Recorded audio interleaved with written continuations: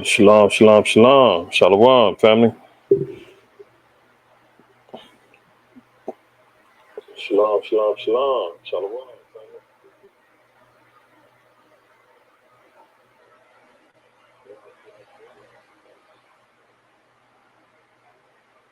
family. Hmm.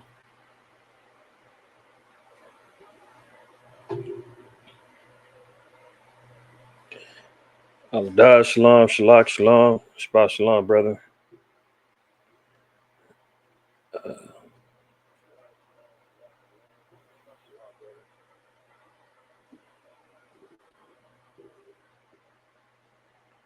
Sure, I'm coming in all right. If I'm coming in all right with everybody, man, hit that 7 in the chat for me. It sound like I'm all right, but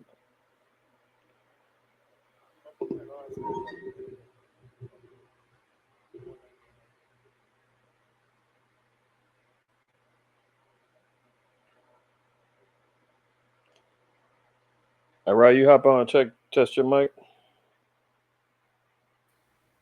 Con. Testing 1 2 1 2.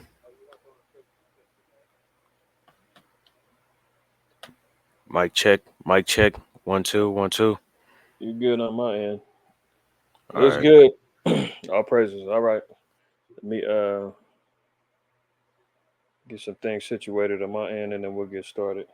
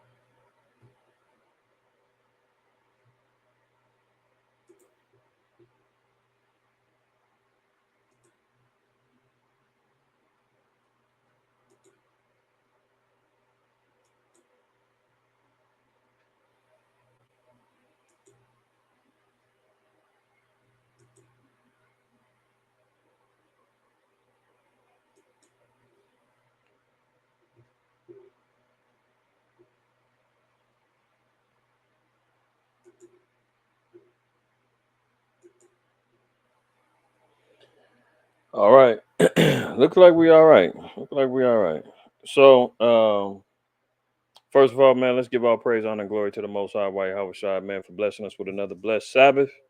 Hopefully, everybody's doing well, man, and enjoying your Sabbath day. Um, Today's class and closing Sabbath class is going to cover inflation, famine, prophecy, and preparedness. Um, this was a class I did maybe about 2 years ago, and it was just in my spirit, man, to redo it because I think it got deleted from our old channel, and the information is very relevant and necessary because everything that I was talking about a couple of years ago is still happening and even more heightened now. The intention of the class was spawned by looking at the parallels of the roaring 20s and the 2020 era. There was a lot of similarities, of things that was happening during that time and what's going on now. Because as we know, the scriptures tell us about nothing new being under the sun, right? In Ecclesiastes, um, understanding about history, looking for the old paths, Jeremiah 6:16. Um, and looking at that, man, I just seen some real interesting parallels. And if you look at what happened during the quote unquote roaring 20s, it ultimately led to a Great Depression and a complete collapse of the American economy, livelihoods, so forth and so on, right? So we're gonna get into those things, man, and really look through the spirit how the trajectory of what's going to be happening in 2020 leading up to 2030.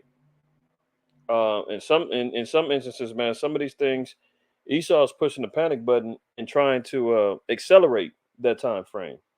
So it may not even be a decade period that we go through experiencing some of these said perils. However, we stay in the spirit, man. We move as the Most High says, right? So let's get into it, man. Let's get into it. We're gonna go get into some of these scriptures, and then through the spirit, man, we'll probably, definitely hit some more scriptures moving forward. But let's look at this here first in Ecclesiastes 1 and 9.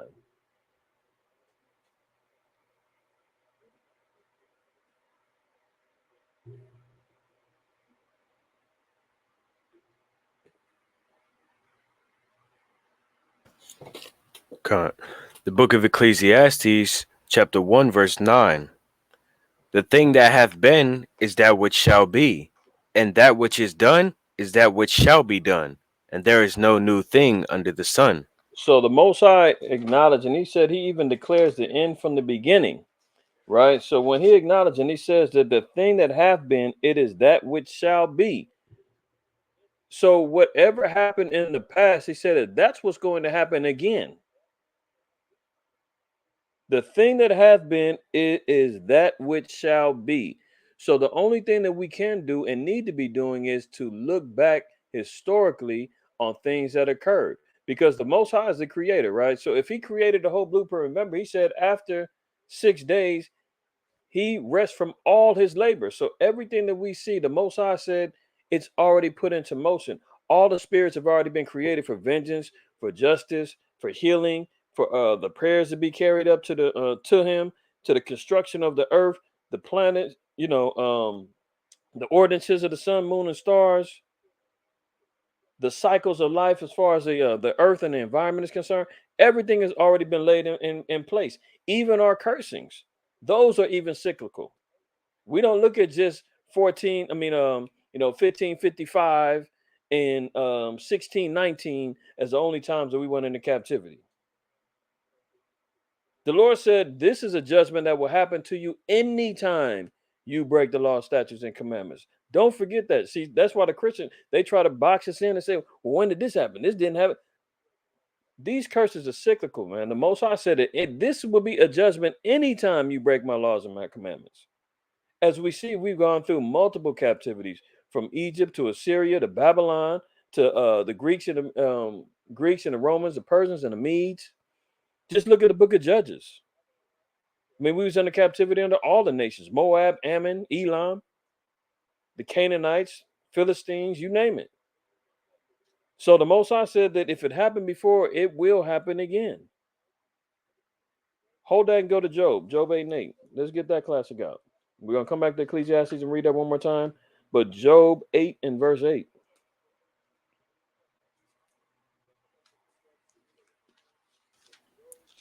The book of Job, chapter 8, verse 8. For inquire, I pray thee, of the former age, and prepare thyself to the search of their fathers. So the Most High said that we got to inquire of the former age, meaning what? We got to find out and search out history to find out what exactly is going on. You know the old saying, those that don't know their history are destined to repeat it. Well, where did they get that from? Where did that ideology and that philosophy come from? The scriptures. The Most High said already, the thing that hath been is that which shall be done. He said, for I inquire, I pray thee of the former age, and prepare thyself to the search of thy fathers. One more precept. Give me Romans 15 and 4.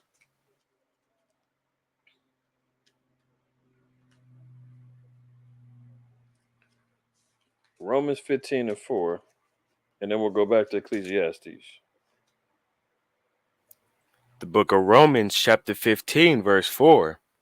For whatsoever things were written aforetime were written for our learning, that we through patience and comfort of the scriptures might have hope. See, once we get into this, man, and we really start looking at everything that's contained within this PowerPoint, everything that everybody's been tuning in, you watching DSTMs, and you understanding and seeing the trajectory of where this world is going to, the only thing that we have and will be able to hold secure to is our patience and hope in these scriptures. That's it. The rewards has already been declared. The crowns have already been prepared. Yahweh Shah said, in my father's house is many mansions. He go to prepare a place for us in John 14. The justice of the Most High has already been laid out. It's about he that endureth unto the end, the same shall be saved. Staying focused and diligent on our goals, not falling for distractions, not falling for the okey doke that's going on out there in the world. The Lord said, if we can stay on this path, we're already guaranteed success. But if you look at it from a perspective of outside looking in, no spiritual root with the Bible, no repentance, no keeping of the laws and the commandments, you're obviously going to be looking at everything and saying, oh my goodness, what all hell is breaking loose and going to continually break loose from here on out. And if you're not rooted in this word, man, you can forget about it. The Most High said this is where we got to have our patience and have hope in what the Most High promised his children. Ecclesiastes 1 and 9. Let's go back there one more time. Verse 9. The thing that hath been is that which shall be, and that which is done is that which shall be done, and there is no new thing under the sun. No new thing under the sun. So again, we're going to see some really eerily similar parallels between what happened 100 years ago and what's happening now.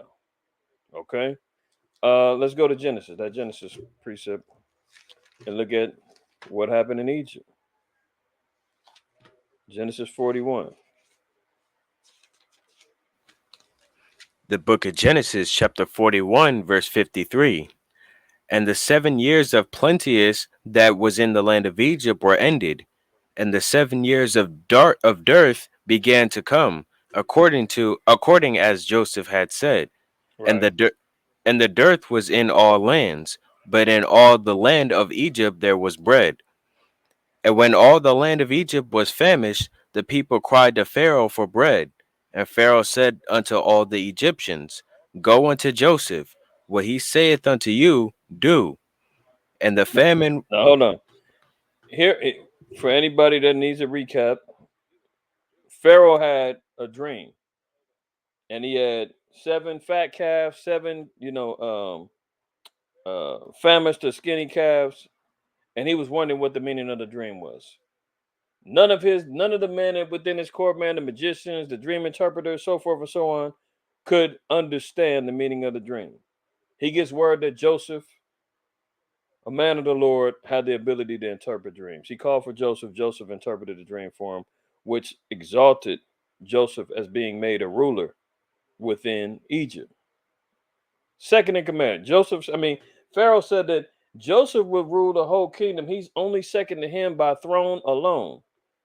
Only because Pharaoh sat on the throne was he above Joseph. Other than that, Joseph had full autonomy of running Egypt. And the interpretation of the dream was the fatted calves, you're going to have 7 years of plenteousness. After that, there's going to be 7 years of famine. Joseph said, look, we need to be stacked. We need to store up. 7 years, take advantage while the plenteousness is here. Because after that, the dearth and the famine is going to come in and it's going to wipe out everybody. So what we picked up at is the 7 years of plenteousness had completed. Now the 7 years of famine was coming into effect. So if we're looking at what was going on back then and now, the Most High has constantly been telling us about famines, pestilences being a part of end time prophecies. We read about it in Matthew 24. We're reading about it in Second Ezra, I think the ninth chapter. We read about it in Second Ezra 15, Second Ezra 16.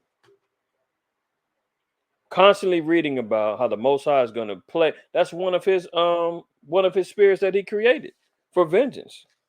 Hold on and go to Sirach 39.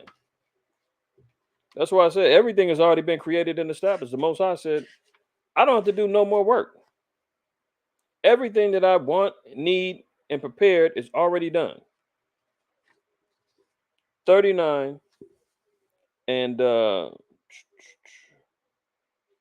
pick it up at verse 27. the book of Sirach, chapter 39, verse 27. All these things are for good to the godly. So to the sinners they are turned into evil. So everything that we're getting ready to read, the Most High said, if you're holy or godly, We'll see these things as good, but to a sinner, they'll be made evil. These are judgments upon sinners, right? Read on. There be spirits that are created for vengeance, which in their fury lay on sore strokes. In the time of destruction, they pour out their force, and appease the wrath of him that made them. They lay out their force until they appease the Most High, man. These spirits are relentless until they get the reaction that that they looking for from the Most High. So they ain't stopping until they appease the wrath of the Most High. Read on. Fire and hail, and famine, and death, all these were created for vengeance. So all these were created for vengeance, including famine. So how are we going to have how is the Most High going to establish judgments? He said famine is one of the things that's going to happen. So going back over to Genesis and pick it up again at verse 55. Verse 55. And when all the land of Egypt was famished, the people cried to Pharaoh for bread. And Pharaoh said unto all the Egyptians, Go unto Joseph, what he saith unto you, do. Okay, so we know that this is spiritual Egypt, right? According to Revelation 11 and 8. Now we're talking about ancient Egypt. During this time of famine, during the time, where and who is everybody coming to right now for aid when it comes down to this famine? Many of the third world countries are already experiencing famine and have been for years, right? Who does everybody always come to and beg for help? America. America is the goose with the golden egg, man. America's always got the resources. They got the money. They looking for everything to come from this great whore known as America. The great whore of Revelation 17, right? And here they are, back in the days of Egypt, saying the people were crying. Everybody that was within the kingdom of Egypt and outside were looking for Egypt for help. Famine hit the whole land. Now it said that America or ancient Egypt had resources, had bread. Look, you can still see Pizza Hut commercials. You still see McDonald's. I see people lining up in McDonald's like they've got cracking gold in the burgers. People is over here still eating. They still going to Starbucks. They still going to Burger King. They still going everywhere. Now we are experiencing and seeing shortages on goods. That's all part of the plan. Shortages is definitely in effect. Empty shelves is definitely in effect. As we're seeing the inflation and the cost of the prices of these goods rising up, which is making it less attainable for people. Food banks have been running out of food, but people still know they can still find a good hot meal. We used to do works in Skid Row some years ago. Feeding and clothing the homeless, right? And multiple times we would be approached by people out there, and they say, "Hey, these people don't want that food. They get fed all the time." You know, the perception is everybody down there is just down on their luck, broke, starving, and all jacked up. No, a lot of them people are down there by choice. They've created a whole city down there to where people are out there surviving, supporting their drug habits, going out there for they still down there having sex, they're getting high, they're getting fed, they can run over to the mission, take a shower, get back out there on the streets, post up. They've disconnected themselves from society. They don't want bills, they don't want mortgages. So they like, look, we're down here living. And now you see that mentality has caught on all across California. I don't know about the country. I can only speak about what's going on out here. But you for sure can't drive too far without seeing a tent somewhere out here in these streets. As the mentality now is, well, the hell with it, man. I'm gonna be taken care of one way or the other. So they're not out there concerned about food and starving. You know, these cats is out there talking about we'll work for food and homeless veteran, we need money. These guys is out there hustling, getting money, supporting drug habits, doing what they need to do. I've seen it. You go buy food for them and say, well, here, I'm not going to give you the money, but I'll give you food. When I was young, I remember my mom buying a homeless cat uh, a little meal from KFC, I went to give it to him. She told me get out the car, go give it to him. I went to go give it to him. This cat threw it on the ground and said, "I don't want this. I need the money." Now you know what that was for. So testimony from people downtown and Skid Row, they be like, man, these people is eating. They down here by choice. There are some people who's down there hard on their luck that fell out and just trying to get by and making that as a transition. But at the same time, the resources are there. So we see in here in ancient Egypt, the resources was there. It said that the people were famished and the people cried for Pharaoh for bread. And Pharaoh said unto all the Egyptians, go to Joseph, whatever he saith to you, you do it. In verse 54, it says, but in the land of Egypt, there was bread. See, America is going to be one of the last places left that crumbles and really falters to this famine. We see it already creeping around all the other nations around the world, from Lebanon to various countries in Africa, South America, Central America, various spots in Europe. They're experiencing a famine. Europe right now, Western Europe right now is getting jacked up. The UK, they whole economic system is collapsing. The cost of goods and services over the last 2 years, because of inflation and because of the pandemic and the supply chains being shut down, food was jacked up. We see it over here, but people are still eating. So Egypt still had food. This is where everybody's gonna need to come to. Go ahead. Look. Verse 56. And famine was all over the face of the earth. And Joseph opened all the storehouses and sold unto the Egyptians. And the famine waxed sore in the land of Egypt. So now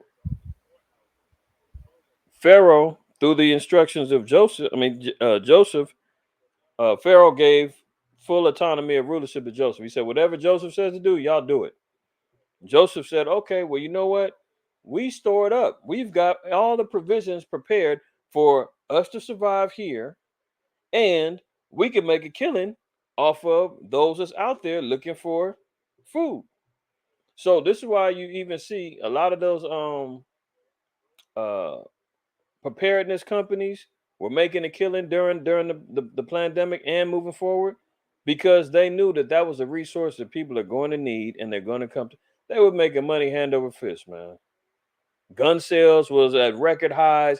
Ammo shortages was on the rise because everybody was buying guns and people didn't have no ammo. So the gun companies, they made a killing. Food preparedness companies, stored food places and all that made a killing. Now the same thing is going to be happening during this time. Joseph made the right move, stored up. He said, okay, we're going to make a killing. We got the food. We're going to sell it. And you know it is at accelerated prices because the shortages and the desperation of the people, they're willing to pay whatever to get it. But read on. And all countries came into Egypt to Joseph for to buy corn, because that the famine was so sore in all lands. You see that? So it said all the countries came and submitted themselves to Egypt because of the food. Jump over to chapter 43 and let's read that 1 and 2. Genesis chapter 43, verse 1. And the famine was sore in the land, and it came to pass, when they had eaten up the corn which they had brought out of Egypt, their father said unto them, Go again, buy us a little food. So this is Jacob instructing the other 11 sons that they were running out of food. He said, look, you got to go back to Egypt. Go buy us some more food. But now he said a little food. Why is it? How come they can only afford a little now? Oh, because the scarcity of the goods was actually becoming more severe. The cost of it was becoming more expensive. So now your grocery bills, have you not noticed? Your money ain't stretching as far as it used to no more. Your old budget of $200-300 a week or whatever, or a month, or $400-500 a month, that's only buying you enough food for 2 weeks now. It used to supply you for a month. Not the same no more. Now we're seeing here, I mean, Jacob said, "Well, we can only get a little food now." Jump over to the next precept, Genesis 47, because even during this time, it tells you that the people uh, from the other countries and the Egyptians, the more that they had to pay with their money, when the money wasn't of no value anymore, they ran out of money. They had to sell their lands. When the lands wasn't there, I mean, no, they had to sell their money, their livestock, their land, and then ultimately sold themselves. So this is how the whole collapse goes. This is why when America makes everybody dependent upon them, they can ultimately take everything from all of us. Because when the food is not affordable anymore and you can't pay your mortgage bill, well, they say, well, you know what? Maybe you can go get on EBT, but those benefits is limited because everybody else and their mama's on it. So, figure out how you're going to budget out your food. Then when that fails, oh, you got some land? No more. That now is going to come government property as you sell it just to survive.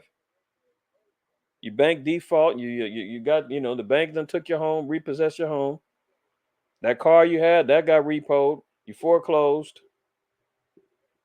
Whatever other possessions that you was making money from, that's out of here. That's what was happening back then. Remember, the Most High said, if it happened back then, it's gonna happen again.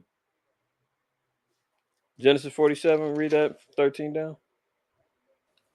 The book of Genesis, chapter 47, verse 13.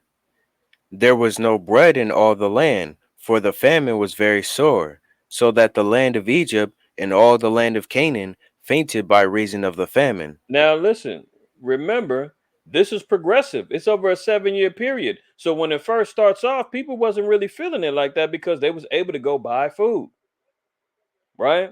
But now we're seeing that each time it said that the famine was getting worse and worse. So regardless of the fact that right now, oh, we're still able to buy food, everything's still good, nobody's tripping.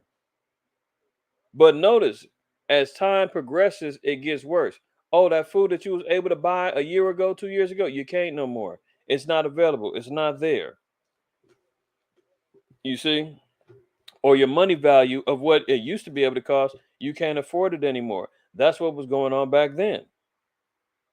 So it says, and there was no bread in all the land, for the famine was very sore, so that the land of Egypt and all of Canaan fainted by reason of famine. Well, we just seen the big scare and the impact of what happened with the quote unquote bread basket of the world with Ukraine and Russia and the wheat imports getting shut down. And the Middle East was heavy, the so-called Middle East was heavily dependent upon them for their wheat and their grains. So a lot of the Arab countries was suffering because they wasn't getting them grains in. So how did that affect the herds? They couldn't eat their grains. People couldn't make their breads and couldn't make their other victuals or whatnot to eat. So now we're seeing the same thing was going on back then. Everything's running dry. But read on. And Joseph gathered up all the money that was found in the land of Egypt and in the land of Canaan for the corn which they brought, and Joseph brought the money into Pharaoh's house. And when money failed in the land of Egypt and in the land of Canaan, all the Egyptians came unto Joseph and said, Give us bread, for why should we die in thy presence? For the money faileth. Oh, so there was an economic collapse. What are we hearing about all the time in the news now, economic news, if anybody's paying attention? That there's going to be a collapse of the economy. Stock market crash, housing market crash, inflation making the money less valuable. You can't buy your way out of this system. You understand? So the money done failed now. The Egyptians are saying, well, we ain't got no money. Money ain't working no more. Give us bread. People start getting a little agitated, more demanding. Go ahead.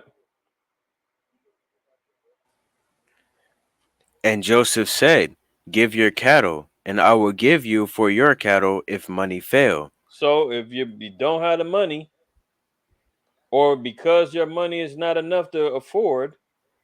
Because remember, Joseph, they said they collected all the money. They said, well, we ain't got no money. Well, Joseph said, what else you got to offer? You got some herds? You got cattle? You can get that up. Oh, you need some money? Well, sell that Lexus. Trade that, that Cadillac that you got. The Negro love to talk so much about their foreign cars and everything. Them things ain't gonna be worth nothing but like a damn Hot Wheels car when everything is all said and done. They're gonna turn them things in immediately for the money. Same thing that Joseph was saying. You got cattle, we can utilize that. Give us the cattle and we'll exchange it for bread. Read on. And they brought their cattle unto Joseph, and Joseph gave them bread in exchange for horses, and for the flocks, and for the cattle of the herds, and for the asses, and he fed them with bread for all their cattle for that year. So they had enough of the resources that they got, depending on what they turned in, horses, cattle, herds. That was enough to feed them for a year. That was almost like a payment plan. The value that they got was sustainable for a year's worth of food. But was that enough? Remember, 7 years. That'll get you through this year. You know, many of our people, man, is just getting through.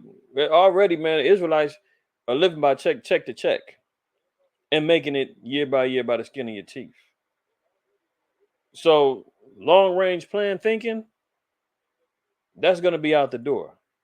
People worried about, oh, my stocks and bonds, and I'm thinking long range, I'm gonna cash out in 10 years, this is gonna be worth it. Please. When this SHTF really goes down, you're gonna be worried about eating day by day, resources day by day. They were able to finance themselves to get enough bread to eat for the year. They had no guarantees about the year after that. Go ahead.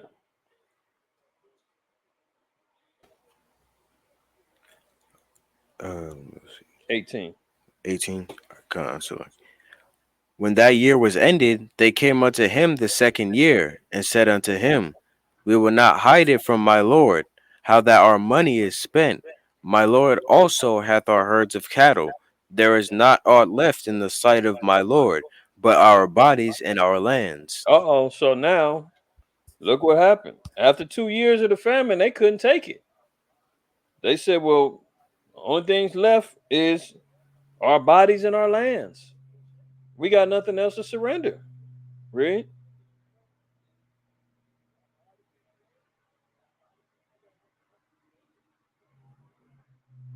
Go ahead and read 19.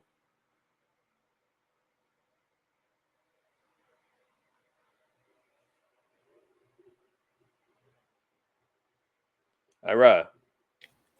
Salaki, I was trying to adjust something. All My right. bad. All right. Pick up verse 19. Okay. Go on. Verse 19. Wherefore shall we die before thine eyes, both we and our land? Buy us and our land for bread, and we and our land will be servants unto Pharaoh.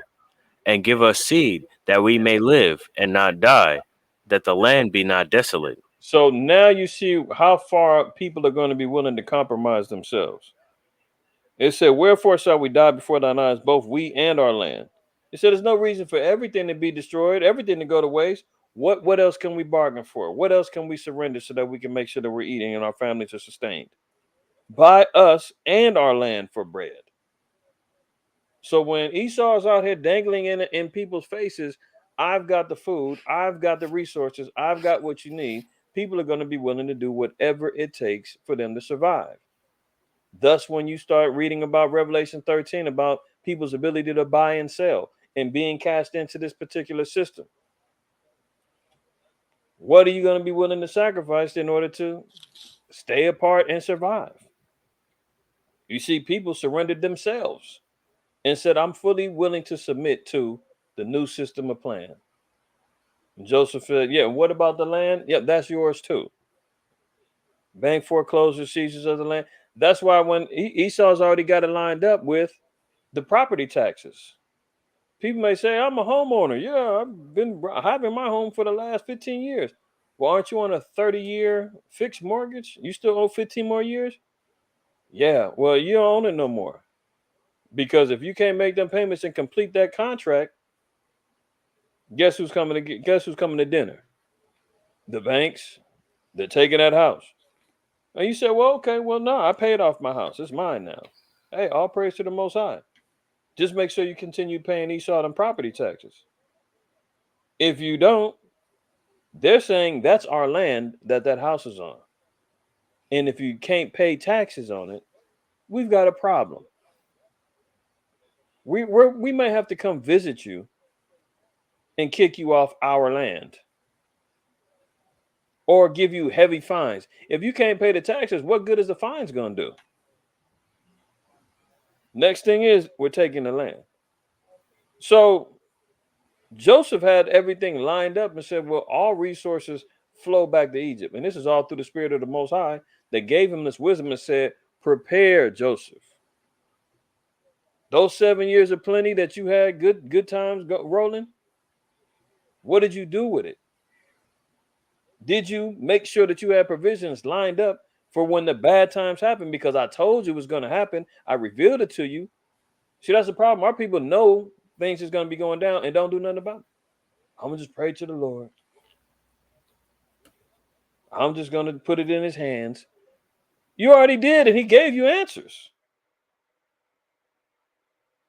It's like the old Christian proverb to talk about the man stranded on an island and asked the Most High for help and for a way out. Man on the boat rides by and says, hey, you need help? Come on, jump in. No, I'm waiting on the Lord.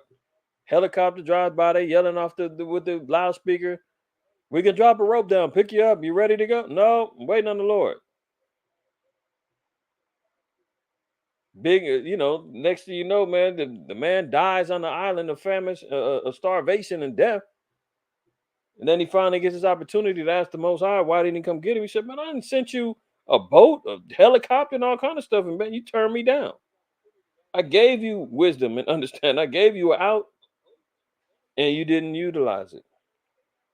Joseph utilized it, and you see what it did? It brought him up to a higher level of rulership just through the wisdom of the Lord by preparing, storing, making sure. I'm not saying hoard. I'm not saying, put your trust in these goods. Most High, I mean, Yahweh Shai even told us not to set our treasures upon heaven, where dust and moth doth corrupt. But do we utilize wisdom? Do we make sure that we have certain provisions in place for the time to come? Absolutely. Joseph knew the time was going to come. He got ready. And everybody that didn't know what to do and was subjecting themselves to outside powers to support them, they lost it all. Lost it all. Uh Continue reading. Verse 20. And Joseph bought all the land of Egypt for Pharaoh, for the Egyptians sold every man his field, because the famine prevailed over them. So the land became Pharaoh's. Mhm. And as for the people, he removed them to cities from one end of the borders of Egypt, even to the other end thereof. And now that the land belonged to the Egyptians, what did they do? They quartered them off and put them into uh, sectional cities outside of the borders of Egypt. It says, and as for the people, he removed them to cities from one end of the borders of Egypt, even to the other end. What does that sound like? Quarantine cities, FEMA regions. Let's look at this.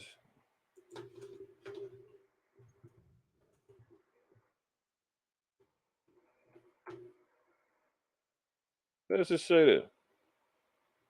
They've got, according to FEMA, they've got 10 quarantine cities that will be sectioned off in the event of a quote unquote emergency. You see how America now has been divided into 10 sections? These are all considered regions.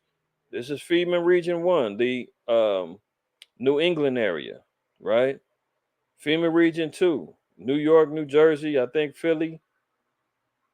No, Philly's down here. New York, New Jersey, and I think that's it. I think this is just New York and New Jersey. The New England area, you got Maine, Vermont, New Hampshire, Massachusetts, Connecticut, Rhode Island. FEMA Region 3, known as the DMV, Washington, D.C., Pennsylvania, Virginia, West Virginia, Delaware. FEMA Region 4, the Southeast, Georgia, Alabama, Mississippi, North Carolina, South Carolina, Florida, Kentucky, Tennessee. This is what was going on in Egypt. Why does this happen? Because it makes it more manageable. What region are you from and who's over that region? FEMA Region 9, California, Nevada, and Arizona. This is what was going on back then. So don't be surprised when you see a crisis and things go down where you're talking about complete collapse of America, that they go and do the same thing that happened over there. Verse 21 in Genesis. As for the people who removed them to cities from one end of the borders of Egypt, even to the other end of thereof. Now go to 2nd Ezra 15.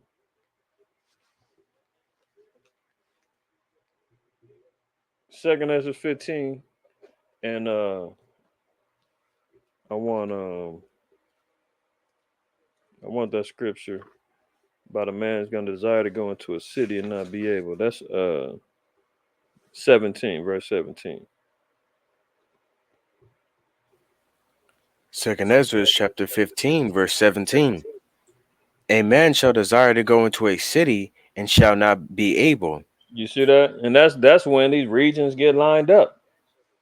You know, they already gave a brief preview and a beta test when it came down to these, this past health scare with the pandemic, where they had the quarantines lined up and were telling people you can and can't go here, you can't enter this store, this area without mask and gloves, or where's your papers at? We need proof that you've gone through the treatment methods by rolling up your sleeve before you can come here or there. You understand? Your passports, your VAX passports, right? All of those things was just showing us the potential and the plans of how they intend on separating and segregating this place when everything goes down. Okay. Jump over to Revelation 6 now. Revelation 6, and let's look at this third seal. We've talked about this before. We're going to review it one more time.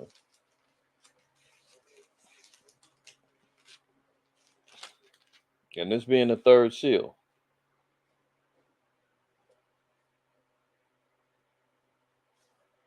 And you can just read verse 6.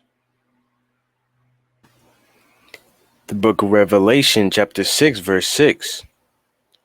And I heard a voice in the midst of the four beasts say, a measure of wheat for a penny, and 3 measures of barley for a penny, and see thou hurt not the oil and the wine.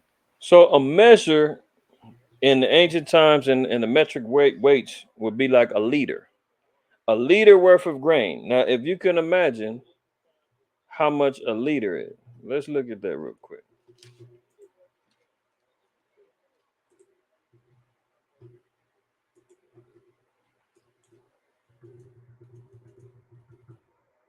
See how much that is.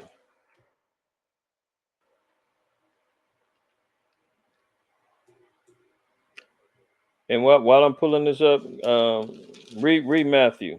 Around Matthew, I think 26 and 2, or 20 and 2, 20 and 2.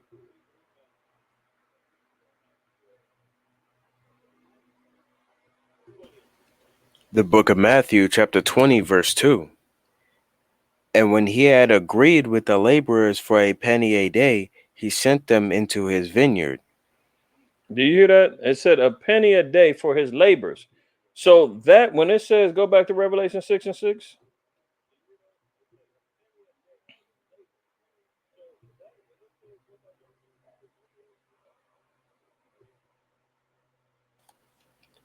Verse 6. And I heard a voice in the midst of the four beasts say, a measure of wheat for a penny, and 3 measures of barley for a penny. So a And measure of wheat for a penny.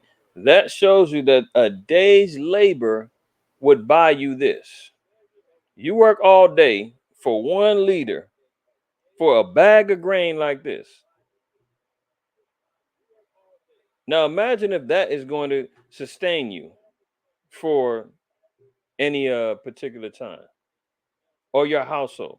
You got a household of 5, right? And let's just say you make $20 an hour times 8 hours. That's $160, right? Minus taxes and everything else. You might as well go ahead and drop just being nice. Your taxes, your benefits, your 401k, whatever else they got going on, whatever other small minor taxes that you got going on. God forbid you got child support getting taken out your check. You're done. But let's just say $60 goes towards that, or your taxes and all that. I mean, Shalaki, you'll have $100 left. This is the $100 gonna buy you this in this day when the third seal is completely been let loose. We're getting glimpses of it, but it says a measure of wheat for a penny and 3 measures of barley for a penny. So 1 ounce for a day's labor and 1 liter of grain for a penny of wheat. That's a day's labor. And then 3 liters of barley for an additional day's labor. So it says a measure of wheat for a penny and 3 measures of barley for a penny. And thou shalt hurt not the oil and the wine. So point of the matter is that food will be available, but it will not be affordable. Now imagine you got to stretch that out. That's what Joseph was capitalizing. Look, you might get a bag of bread for $100. And he said, that's incredible. How's that going to happen? Look at the inflationary methods that they're doing of collapsing the dollar. That's why the Fed keeps running around increasing the he's doing these interest rate hikes every other month because it's too much money out there right now. It's too much money floating around in the system. The more money that's out there, the less value that it has. So they saying we gotta cut people from spending. So that means if we make things more expensive, they won't sell, they won't be able to buy as much. If we make people, or if we cut people's jobs off, they won't have money to buy. That's the ultimate goal. And they're continually raising up the rate hikes every month, I think, or every other month. They're about to do another one next month, right after I believe the primaries, the votes. So this is what we're seeing right now. Jump over to Ezekiel 7:19.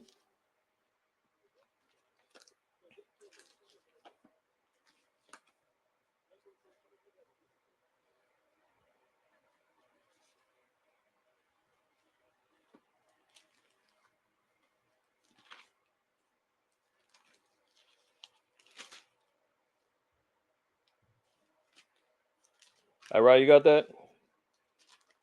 Yeah, Salaki, I was muted. Uh, Ezekiel chapter 7, verse 19. They shall cast their silver in the streets, and their gold shall be removed. Their silver and their gold shall not be able to deliver them in the day of the wrath of the Lord. right, because why? The value of the money is going to go down. Even with this, the Most High even told us that we're going to be redeemed with our money in Isaiah. Let's get that precept. Hold that and go to I think it's Isaiah 52 or 53.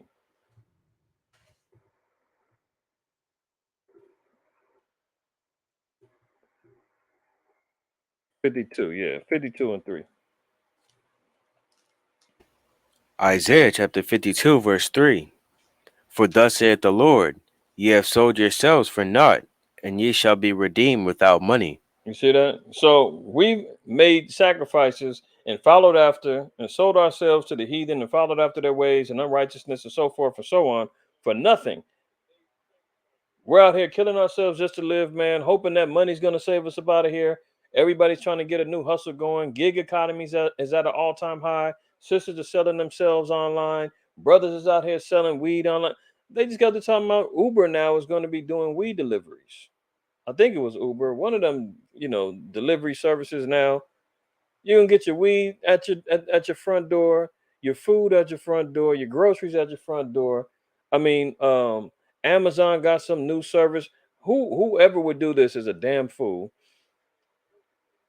Garage door service, where you give them the code to your garage. They'll open up your garage and leave your packages in there, for because of the heightened awareness that people are out there stealing packages. So they're saying, well, if you got an account with us, we'll just give us your garage code, and we'll put your groceries in and close your garage so that you got a secure delivery.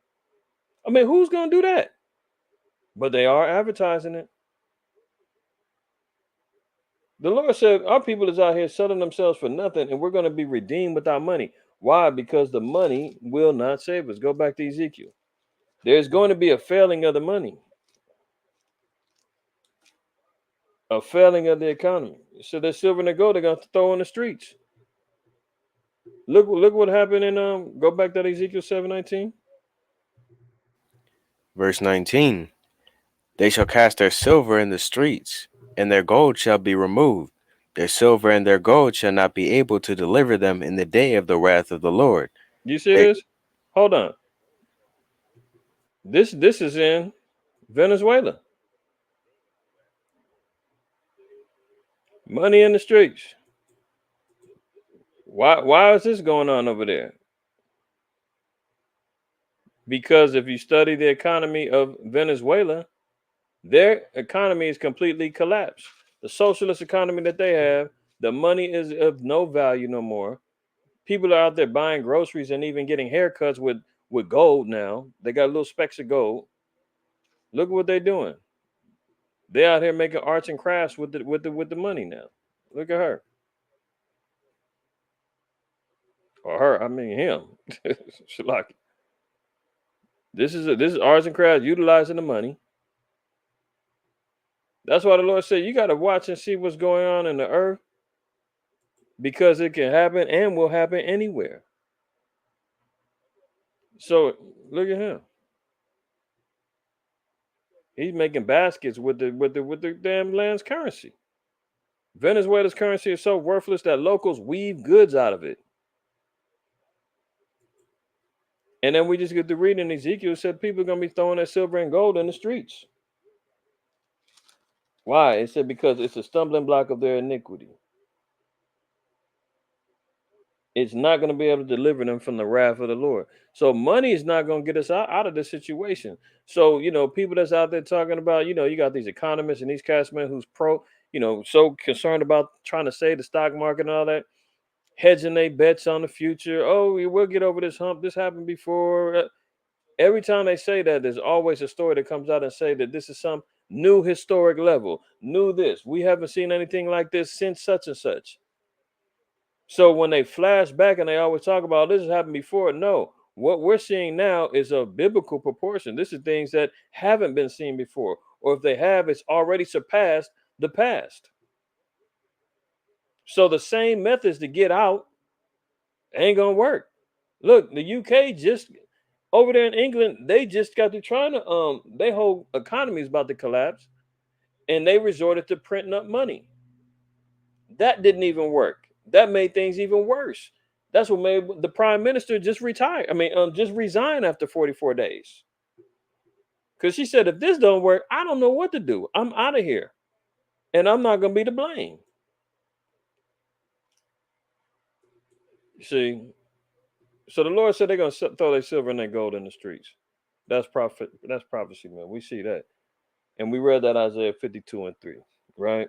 So let's look at some more of these parallels, man. As I was talking about this 2 years ago, this was a headline that I found on AP News a couple years ago. I was already moving in the spirit, putting this stuff together, and next thing you know, I start seeing mainstream news talking about the same thing. In visions of post-pandemic life, roaring 20s beckon again. So they made the parallel picture. People out in the streets, driving around, here they are again. Right? So they put a visual to what was going on. Now you got to remember, I did this a couple years ago. So some of the articles you're going to see is from 2020, 2021. And the information is still relevant right now. Matter of fact, some of it has gotten even worse.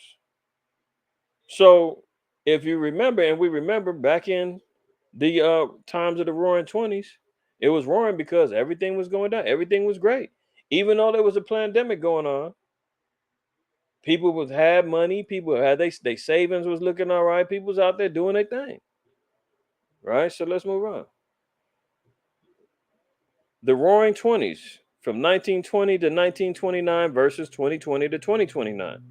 This is the comparison that I made. That says the roaring 20s was a period in history of dramatic social and political change. Well, don't we see a lot of those? Didn't have we been seeing over the last couple of years social justice, people running out, from the BLM, the bogus BLM movements to all of the alphabet people out there causing and wanting political change. The uproar after Donald Trump got out of office, same thing was going on back then. All the protests, all the rioting, all of the, and it's still going on today. I think one of the Don't Shoot the Messengers I did some months back, uh, we was chronicling based upon Second Ezra, the 9th chapter, where it said there's going to be uproars of the people, and I showed all of the different countries that were having riots and protests throughout the earth, and there was a gang of them out there. That's showing you the uproars of the people is happening right now during these past couple of years and continuing on right now. So during this time, people was out there fighting for a social and political change. We see that parallel to again. For the first time, more Americans lived in cities than on farms. So we're seeing and have seen a complete transition to people being more into the cities than on in isolated farm areas and whatnot. Now you're starting to hear small pockets of people wanting to go off grid. They want out the cities because they see and know what's going to happen to everybody that's in the cities. The people who made off the best for the most part after the collapse was people who had self-sustained ability. Now it says the nation's total wealth were more than double between 1920 and 29. So there was a big uprise in America's wealth and value. Well, America's still holding up pretty strong in the midst of all of this financial collapse that's going on. They're in control of most of these banks and the collapsing of what's going on right now. Between the Federal Reserve, the IMF, because that's why I say America's the goose with the golden egg, because unlike other countries, America can always print more money. America is $31 trillion in debt and is not sweated one bit. They are not tripping because you know what they say? If the ish hits the fan, we'll just print more money. They can't do that in Zimbabwe. They can't do that in Ghana. They can't do that in Saudi Arabia. They can't do that in Thailand and some of these other countries, man, South Central America. They can't print up no money to save their economies. What they have is what they have, and it's backed by the US dollar. So if the US dollar keeps on printing up more money, it only strengthens America's dollar. See, right now we be thinking like America, the dollar in the world is bad, but actually,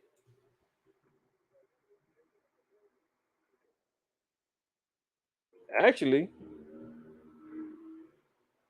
look at it. This from September 30th. Why is the US dollar so strong right now? Because they can continually print up money. It surpassed the euro now. It surpassed many of the other economies that's going on out there, right? Because they can print up money, and because it devalues through the printing, it's good while it's in here. But these other countries that got US backed economies, the circulation of the dollars devalues their money. They're like, why they keep printing up money? It's only making our money less valuable. And before you know it, their countries are completely collapsed. And then guess who comes in riding on the white horse? The International Monetary Fund, ran by Esau in America, and they come in and say, we'll give you a loan to rebuild your countries. However, we're going to need to colonize this place. We're going to have to take it over. And third world countries fall victim to that all the time. So reading on, it says the national total wealth more than doubled between 1920 and 1929. So right now, while the rest of the world's economies is all jacked up, man, the American dollar is still strong. No different. And this economic growth swept many Americans into affluent but unfamiliar consumer society. So remember, 2021, it says it swept many Americans into affluent but unfamiliar consumer society. People that wasn't used to having money got money in their pockets. EDD, PPP, uh, even if people that was getting legitimate unemployment benefits, when they was giving you an extra $600 on your unemployment benefits, it put money in people's pockets, man. They ain't know what to do with it. It said an unfamiliar consumer society. So what did these Jakes do? Jakes is running around there renting boats, traveling around the country, buying cars, buying jewelry, going out to these expensive restaurants they would never was able to go to, buying up the clothes, and most of them ain't got jack squat to show for it right now. Came up 20, 25, 30, 40, $50,000 and ain't got nothing to show for it right now. And if they do, the businesses that they were starting up or trying to do or whatever ain't popping like they used to. Why? Because everybody else that was getting money, that had money to spend, they ain't got it no more. The small businesses, man, people opening up the restaurants and all this other stuff, all of the different pandemic restrictions making small businesses collapse, the middle class getting hit up. But same thing was going on in the roaring 20s. People was getting money and we're unfamiliar with what to do with it. Invest a bunch of money in the crypto, a bunch of money in the stocks, and the ball was rolling. Everybody was getting money. And now once Esau says, I need all of that back now. That's why, Slow Biden got the IRS task force up, 80,000 people, workers coming back trying to recover all them PPP loans and scammers that was going on. He said they got 10 years to round them all up. And best believe he coming for it. Reading on, it says people from coast to coast bought the same goods thanks to nationwide advertising and the spread of chain stores, listened to the same music, did the same dances, and even used the same slang. Well, tell me that's not going on right now. Much of the same cultural things are being shared throughout the world. Everybody using the same social media apps, entertainment apps, streaming apps, so forth and so on. And then much of it is spawned by Israel. From the dances to the trends to the music, you know, the whole world bops to the beat of our movements. But so do we not see the same parallels going on back then as they did right now? You're not convinced yet? Okay, let's continue on. Both had pandemics before the new era. The Spanish flu, 1918. What do we have? The DVOC 91, right? Same things was going on. And another one I forgot to add.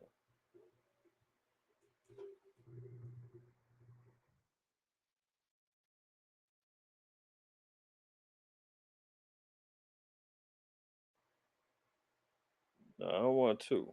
I want one.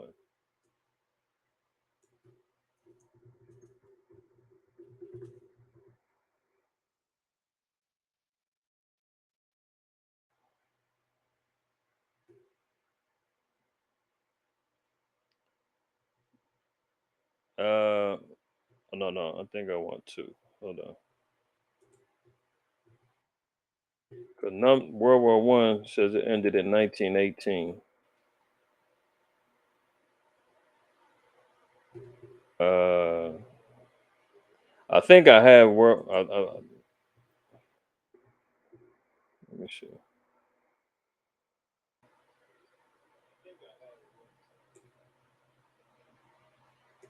I don't think I want. Hold on. I want to double check. Okay. So 1914, 1918. I thought it was during that same period. No, it was it ended right before the good old times. But we are in a state of war right now. The thing is, when we see we see this world war going on right now, it took America like 3 years before they jumped into World War I and World War II. So as we're seeing the encompassing inevitable World War III that's coming, we see the proxy wars going on right now between Russia, Ukraine. You see the major threats that's going on between China and Taiwan, South Korea, North Korea. Iran has got their hands in the pot now. America's going to let all of these nations continue fighting. They're going to, by proxy, be on the outside looking in, fund the wars, send in special troops, special ops, giving in the weapons and whatnot. But when America gets hit, or when America is forced to jump in even at an even more higher level, it's going to take a couple of years before they actually join in. So I was thinking that World War I was during this time, but it ended in 1918. But so scratch that one. But there's many more parallels that we're going to see. So, did we not both have pandemics during this era, right? So, Spanish flu lasted from 1918 to 1920. So, 2 years. Where are we at now? Even though they're still pushing the issue with the vid, but when it start? Oh, 2019. Slow Biden just said on 60 Minutes, what was it, 2 months ago? Oh, the pandemic is over. It's over. Y'all remember that when he said that? So you're talking about a 2 year gap where they're saying that it's over. But meanwhile, they've got Boston University cooking up a new strand. They already, we talked about it last night about the new uh drug resistant, you know, um subvariant that's out right now. So they're still going to utilize this as a weapon.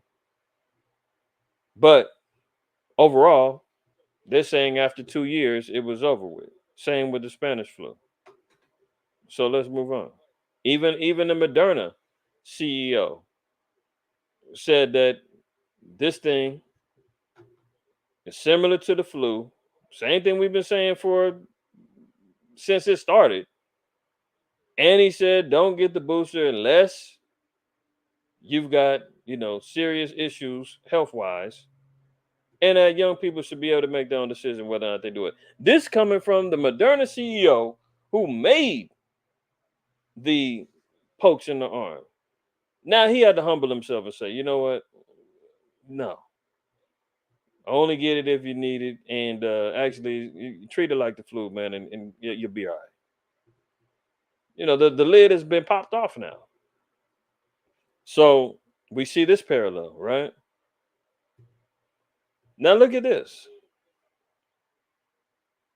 We're seeing a feminist movement that has now reached to the heights of heaven. Give me Jeremiah 31:22, Rara. And while he's getting that, we're gonna read this. The most familiar symbol of the Roaring Twenties is probably the flapper, a young woman with bobbed hair and short skirts who drank, smoked, and said what might be termed unladylike things. Do we not see this happening right now amongst not only the Israelite, mainly the Israelite women, but the white woman is the one who's promoting most of these imageries.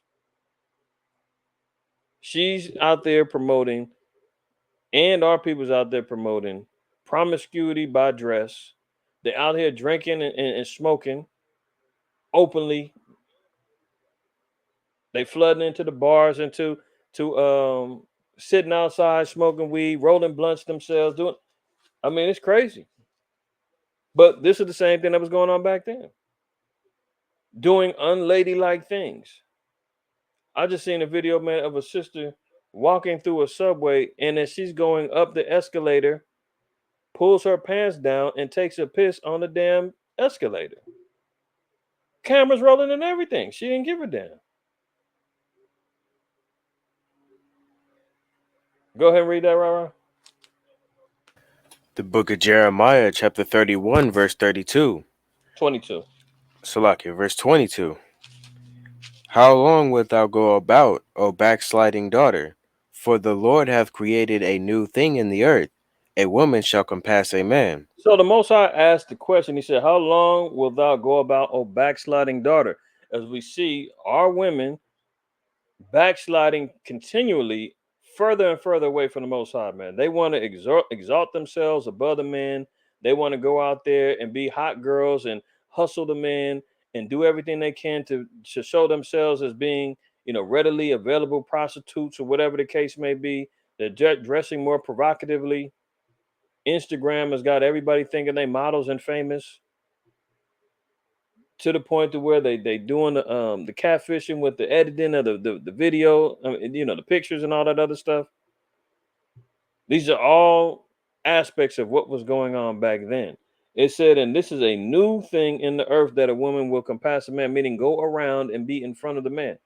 Compass to go about and make a 360 around it, putting things in reverse. Now you're seeing all of the feminist movements being exalted to the top. Look at some of the movies. Most of the movies now that's coming out are all based around female heroes.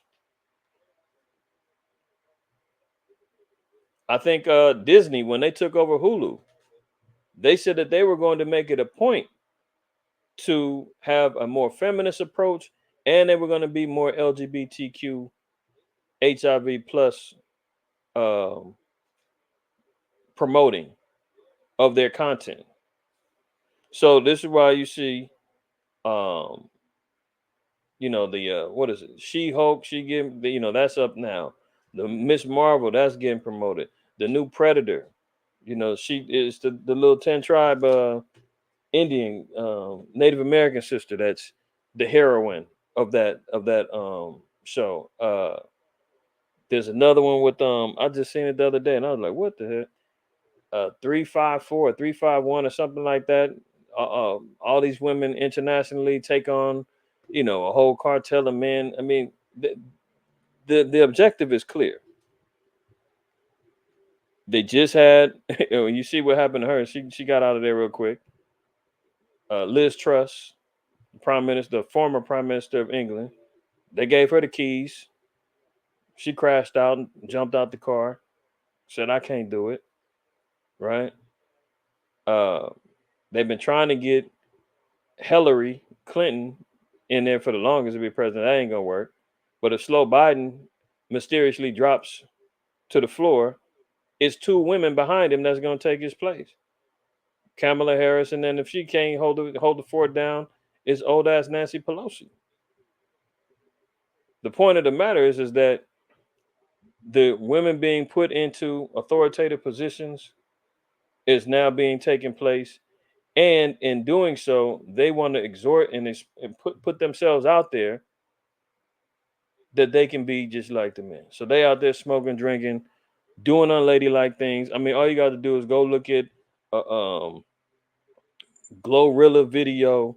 Go look at uh, what's the other chick's name, man? Cardi B and all that. Go look at their videos. This is what they promote to the generation. This is what these sisters is all clamoring to. Unladylike things, in addition to being more sexually free than previous generations. Well, don't we see that happening right now? Women claiming their liberation. It's my body. I can do what I want to do. If I want to be a hoe, I'm not living by the double standard no more. If the men can do it, so can I. Soliciting themselves on the internet, right? Going through their quote unquote hoe phases, as they say, and that's being celebrated. Same thing was going on back then, but check this out though. They say in reality, most young women in the 1920s did none of these things. So they were out there promoting this imagery. They're out here teasing it. The difference is now how it's gotten worse is the women nowadays are living this. Tell me this picture up here ain't no different than some sisters in what are you Instagram profile. This is from 1920. What's the difference that they ain't doing now? So in reality, most of the young women in the 1920s did none of these things, though many did adopt a fashionable flapper wardrobe. So whether they was out there living their quote unquote best life or not, they were still dressing the part. But even those women who were not flappers gained some unprecedented freedoms. So let's move on. Now here we go. The 2020s Israelite women calling themselves bad bees. That's my bee over there, bitch. Don't they do that? Rihanna's out here talking about how she's a savage, taking down men, doing whatever she wants to, man. Black widow behavior. Thoughts, WAP, all of that.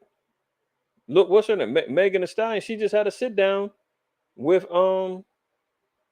Hillary Clinton and Chelsea Clinton, and they're discussing about WAP. I mean, if you don't give me a damn break, but this is the imagery that we're seeing. Well, this is going back to Lil Kim. She was one of the damn godmother witches of promoting this imagery. This Little Kim from like the 90s. Here's your homegirl talking about Glorilla. If you see this video, man, she got pregnant women in the video twerking, all her homegirls dressing like they just, rolled out of bed with the most thottish garments on, smoking weed, pouring Hennessy down their mouths, talking about their F Negro free, F and F. And this is a big old hit. Here you see Nicki Minaj with her, garments on, and Megan Thee Stallion, and here they are, sexually free. Didn't we just hear about that in the 20s? Cardi B and all of the, her promiscuous lesbian behavior going on. You understand? So what's the difference between back then and now? Only that it's gotten worse. Only that it's gotten worse. Go to Lamentations 4 and 3.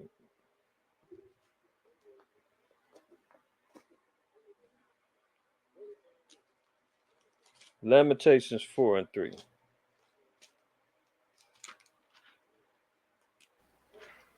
The book of Lamentations, chapter 4, verse 3.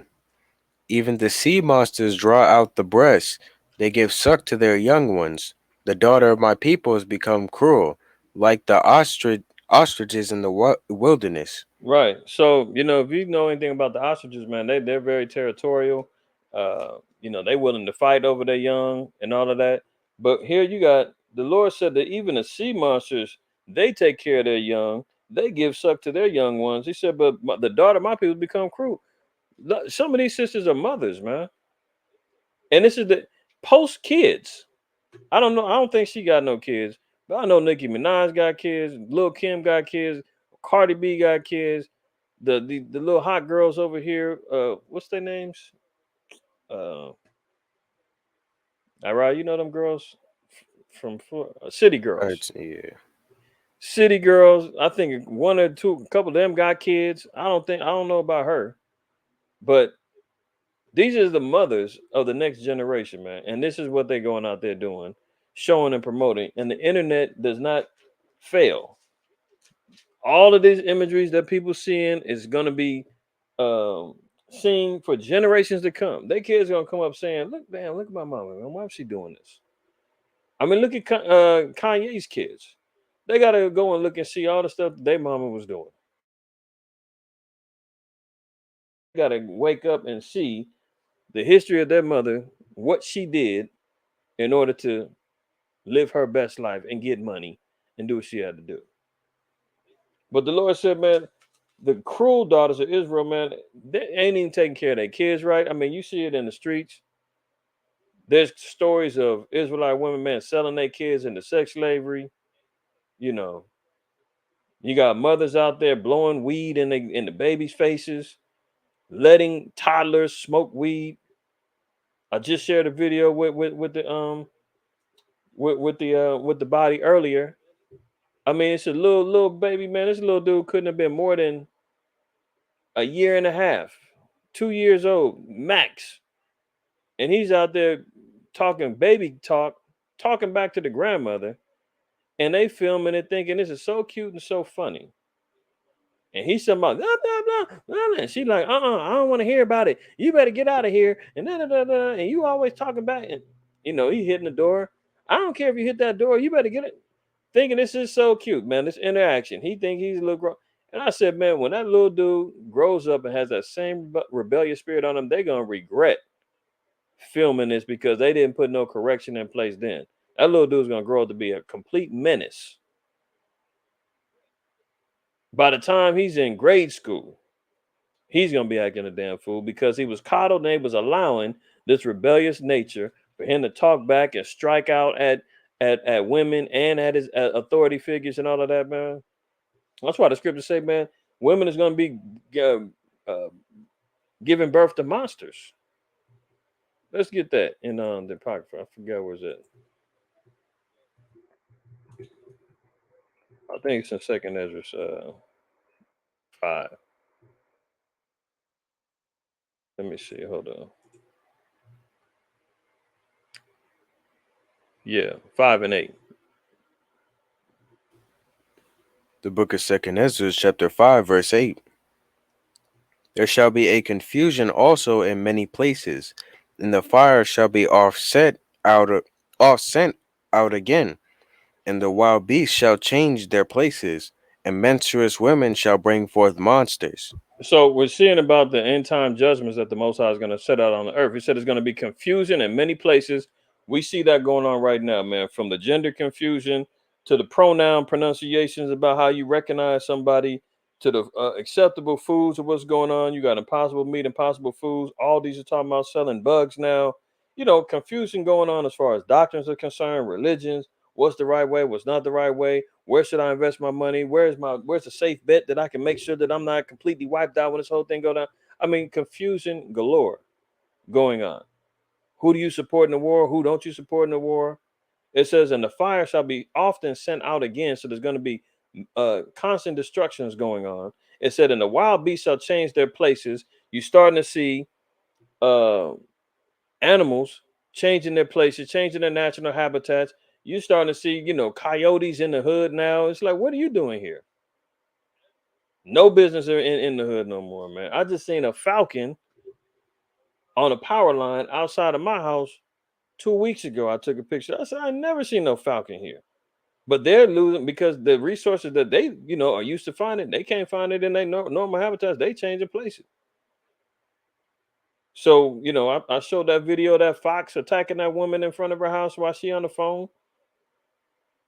Sharks jumping out the water, jumping into boats, attacking people. I mean, this is what's going on. And it said, and menstruous women shall bring forth monsters. You're gonna see these kids, man, they gonna start really coming up, really terrorizing people, man. Terrorizing people.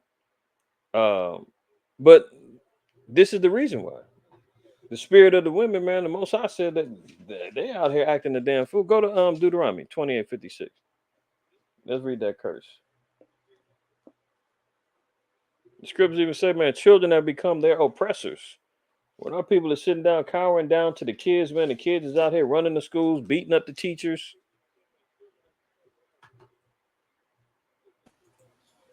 Deuteronomy chapter 28, verse 56.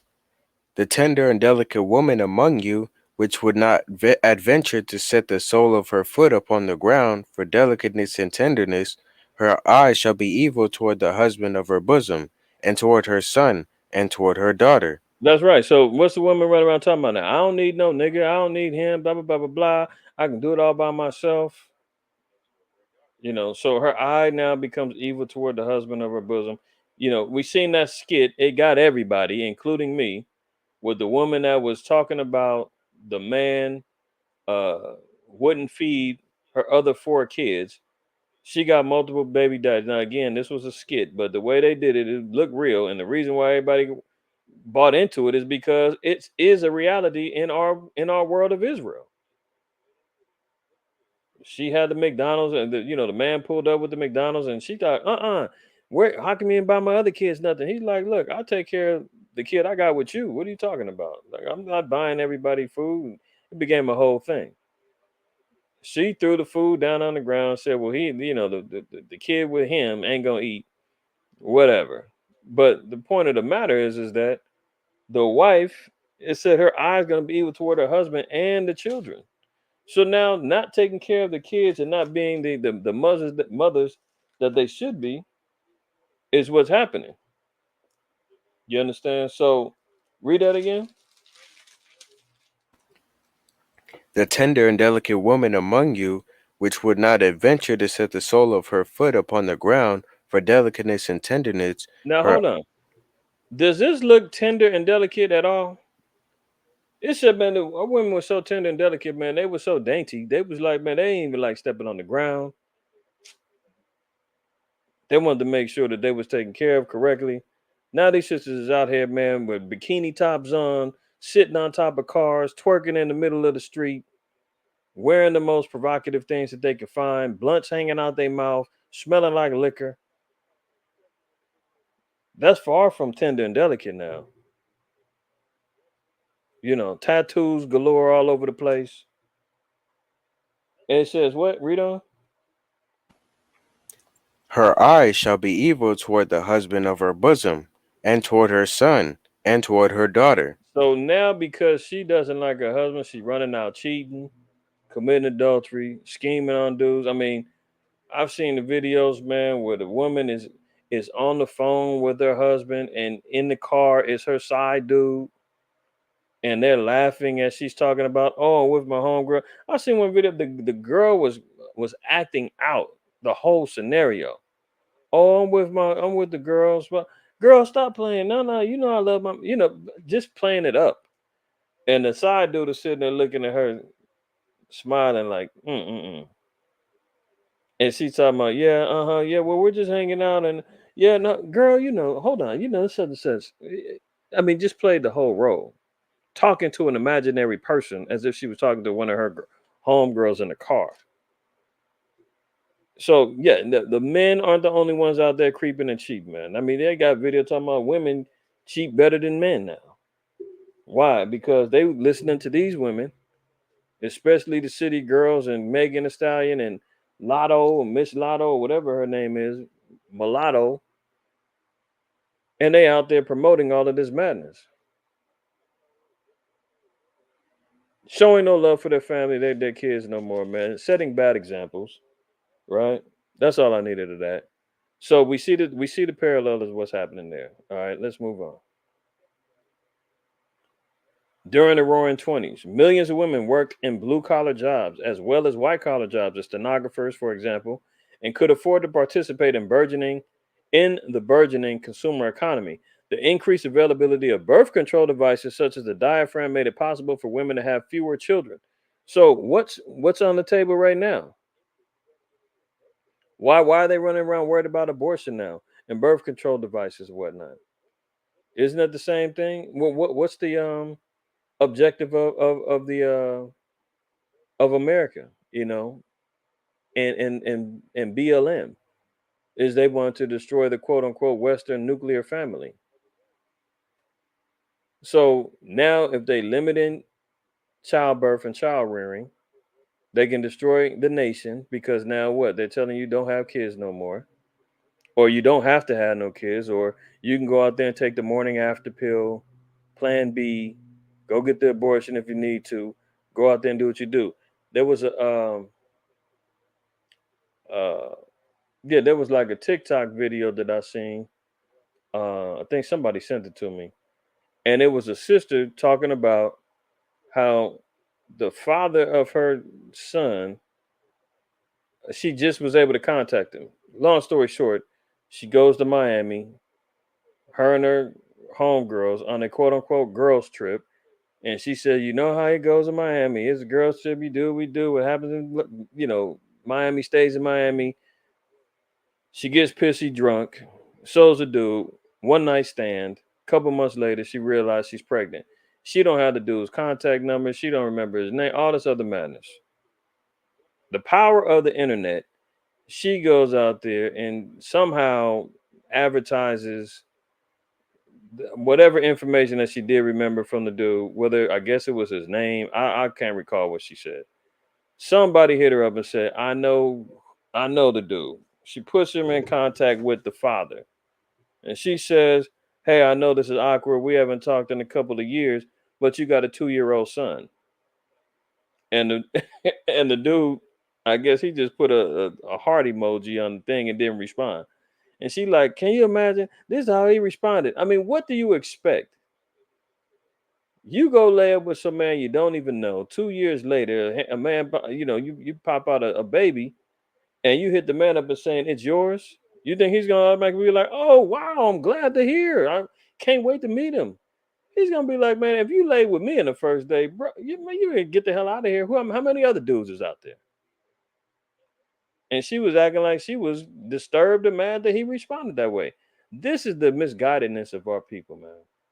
But where does it come from? The spirit of America. America pushes this mentality on the women and saying, "Get out here and labor for me." So now you got women that are willing to sacrifice families for careers, for school, so forth and so on. I mean, Kevin Samuels uh, made a killing off of exposing this and showing the shortcomings of our sisters and their misguided, thoughts about success in America and families, and how so many women were single and just still out there dating or already accumulated things in their lives that men would not want to participate in or want to partake in building anymore because it's not their own.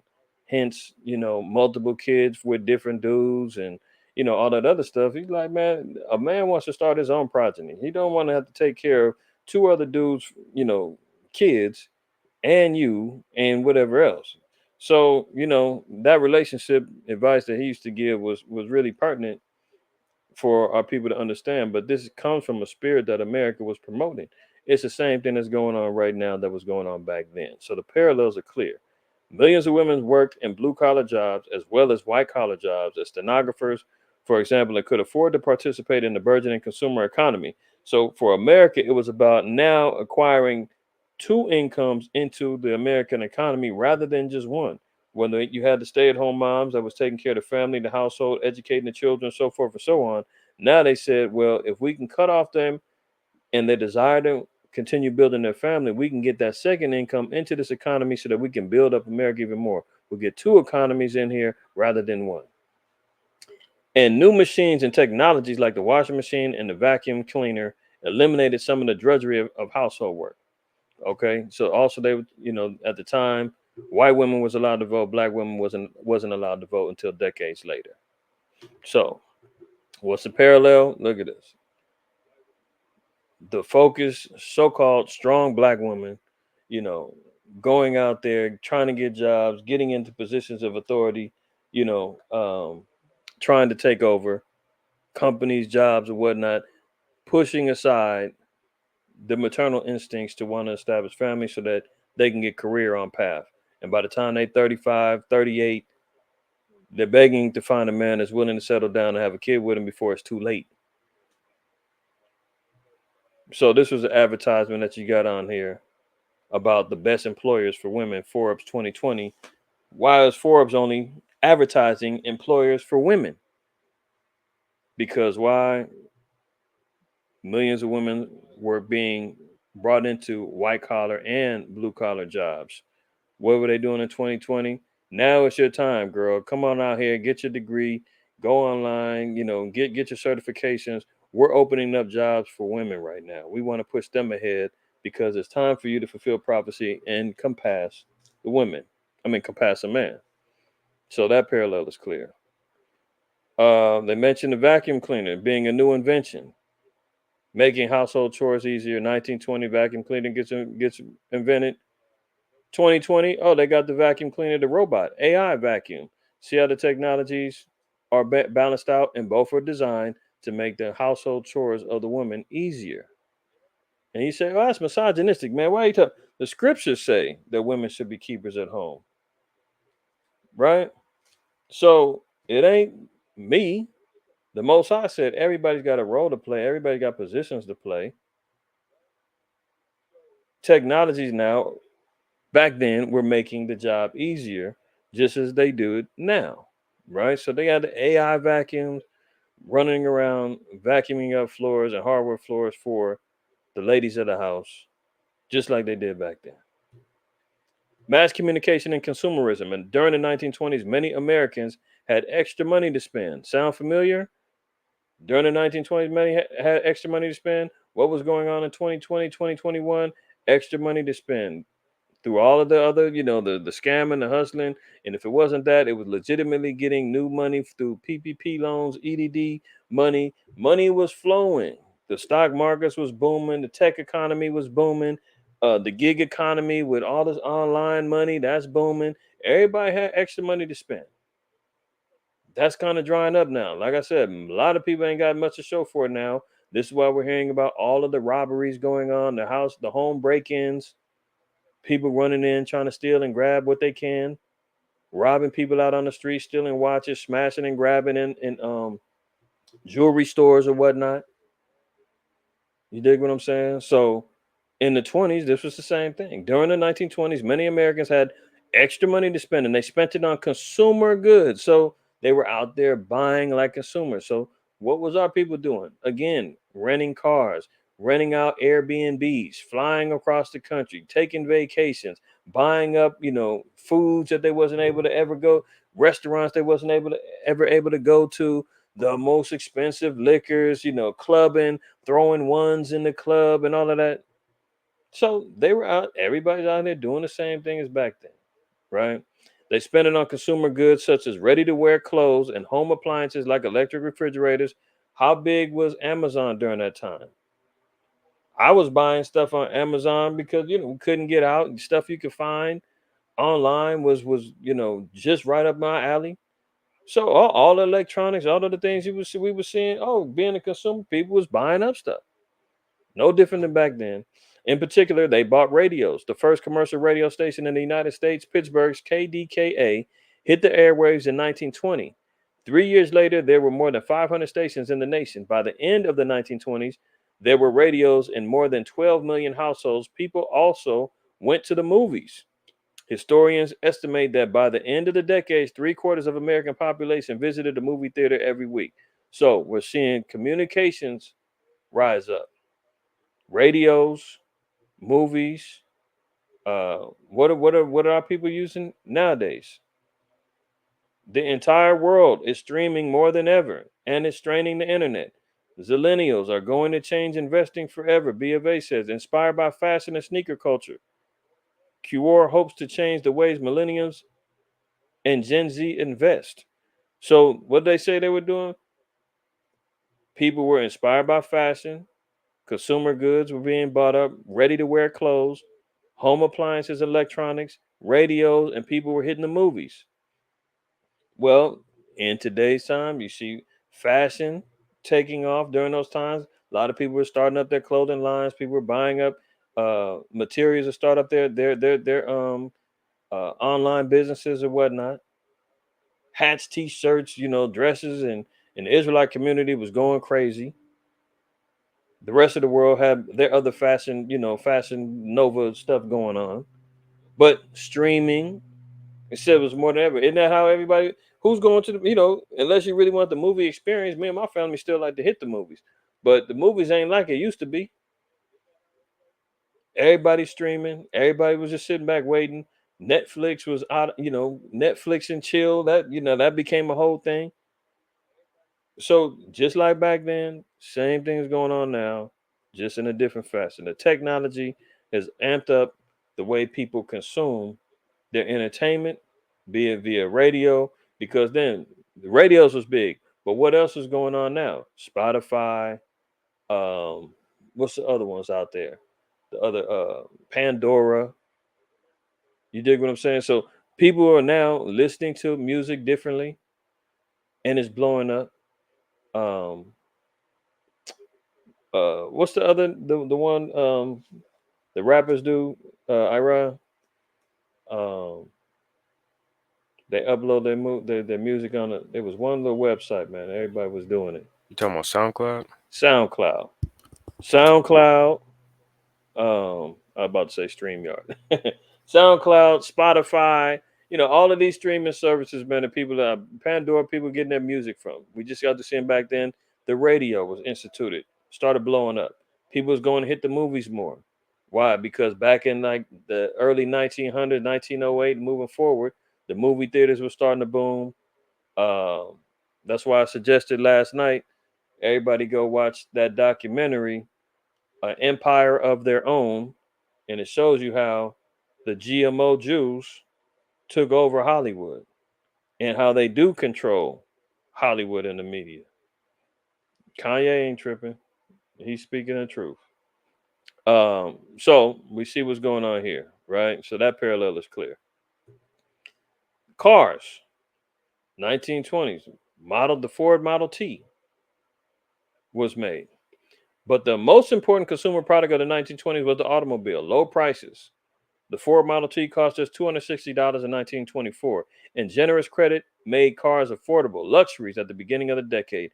By the end, they were practically necessities. In 1929, there was one car on the road for every 5 Americans. Meanwhile, an economy of automobiles was born. Businesses like service stations and motels sprang up to meet drivers' needs.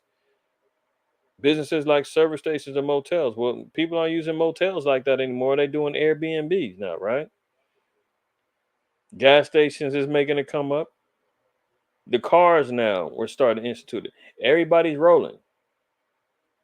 Everybody's got cars now. Cars is all over the streets. Traffic is out of control, especially here in LA, right?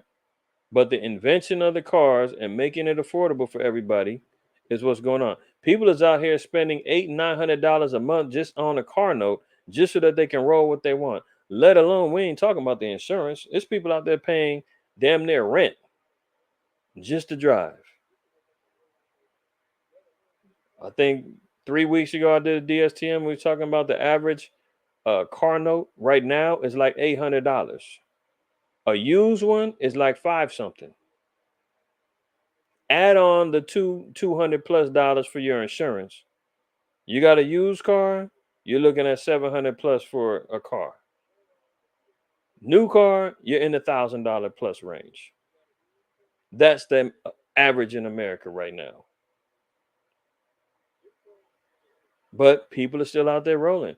And let's not forget about the gas. But look at this. What's the new thing now? All the things car makers say they'll accomplish with their future electric vehicles between now and 2030. Well, isn't that the new wave now? California is already banning the sale of gas cars by 2030, as well as New York and other states are joining in. Electric cars are the new thing now. What's Slow Biden say? Oh, you don't like the gas prices? Hey, just buy an electric car, as if that's just that affordable. Tesla's been leading the charge. You know, charging stations are popping up all over the place. See how the revolutions have changed?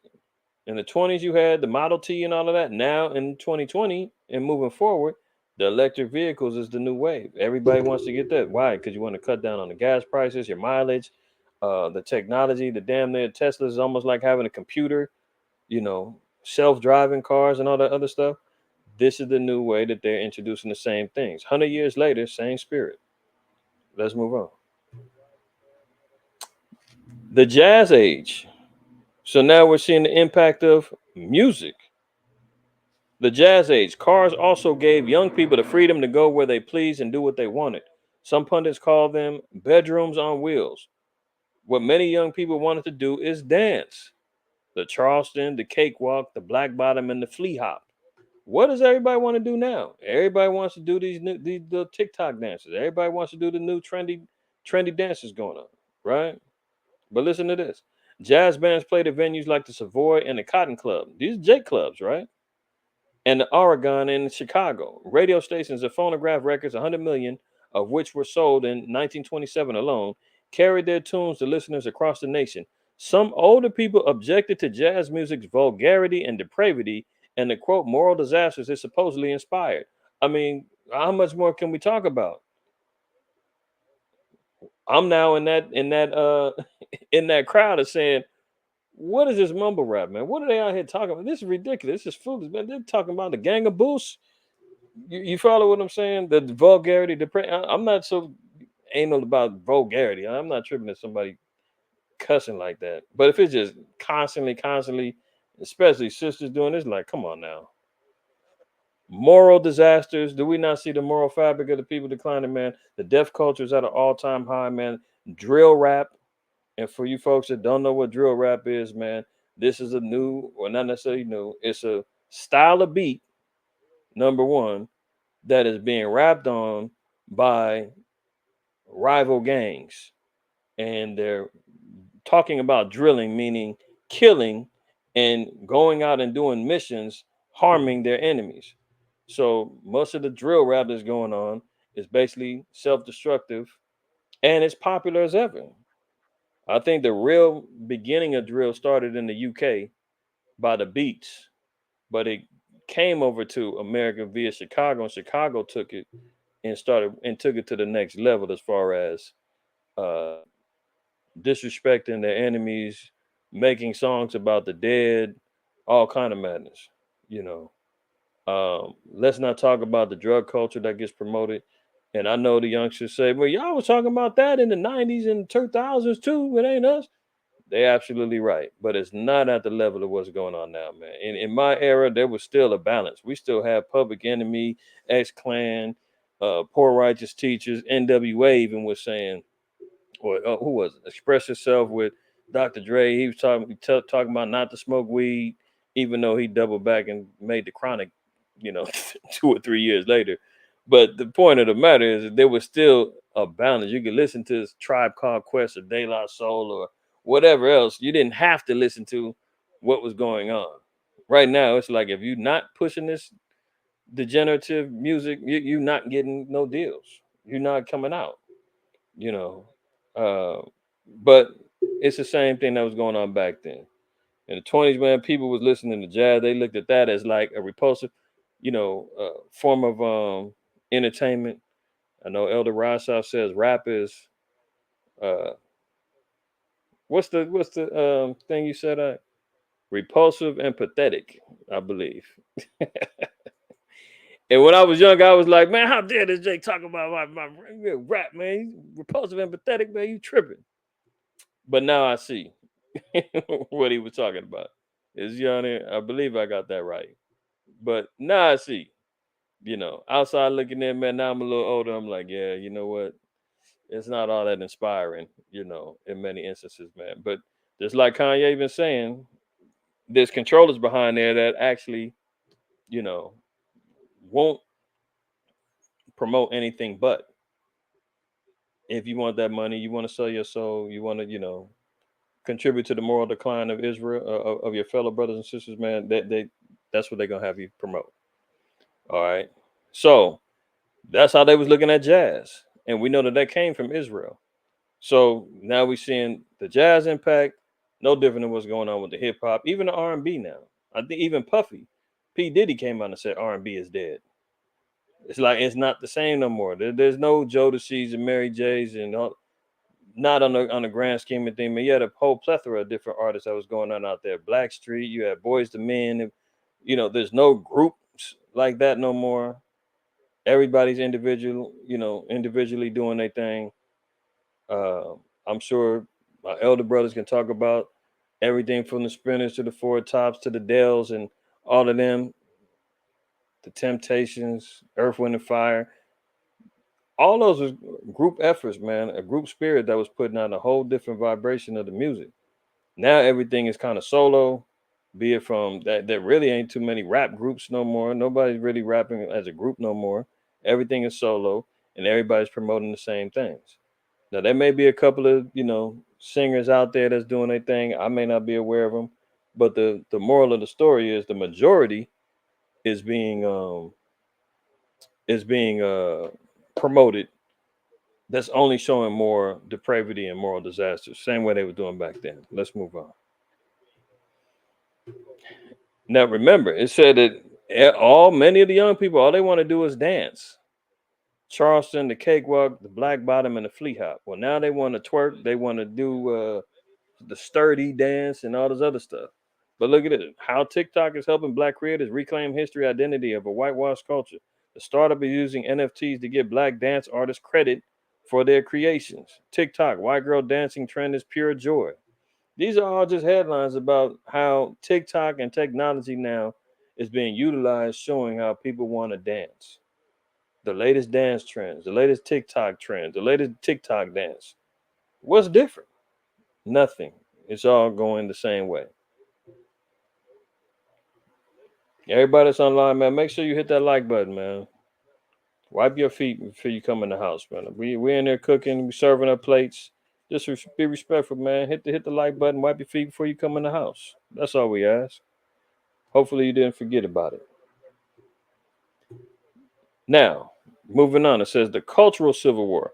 Prohibition was not the only source of social tension during the 1920s. An anti-communist quote Red Scare in 1920 and 1920 1919 and 1920 encouraged a widespread nativist and anti-immigrant hysteria. Now listen to this. They were saying that because of the communist threat in 1919 and through 1920, there was a big movement about anti-immigration. They was against immigration.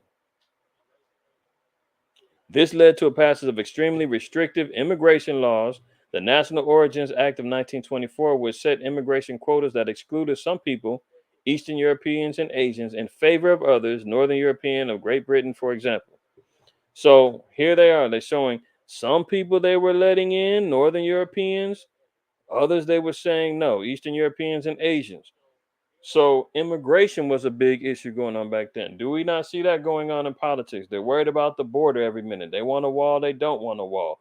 Who can come in, bus shipping the Northern Kingdom uh immigrants that made it over here, shipping them to New York and sending them to Martha's Vineyard and shipping them back to Texas and moving them all around to Florida.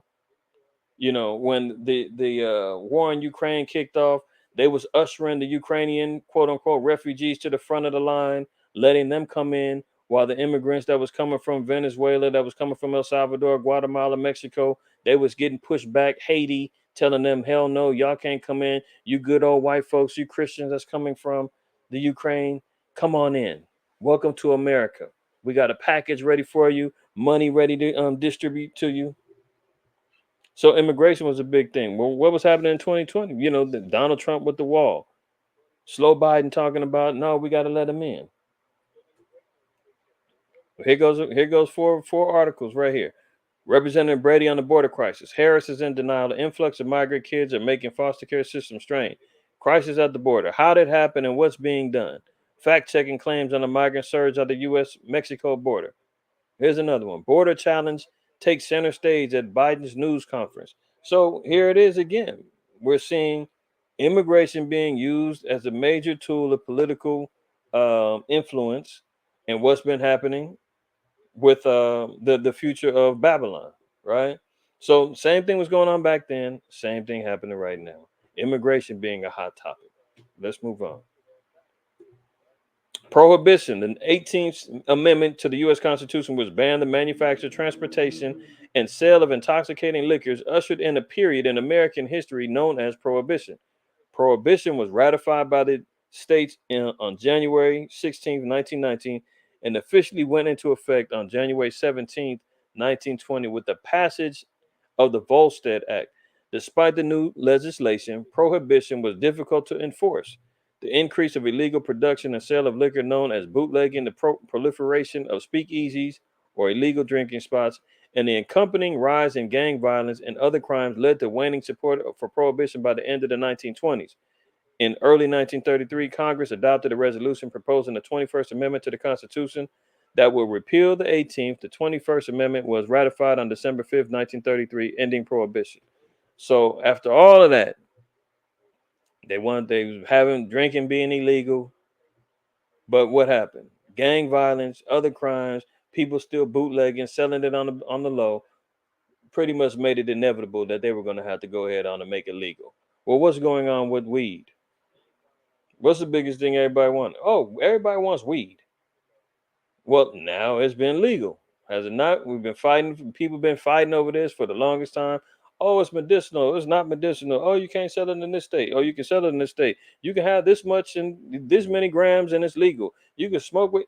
They even got the police now saying that they don't have the drug test. They would smoke. They had a picture of this a female cop in New York, man, smoking weed in uniform. Just in case you think I'm lying. Where was that at? Hold on.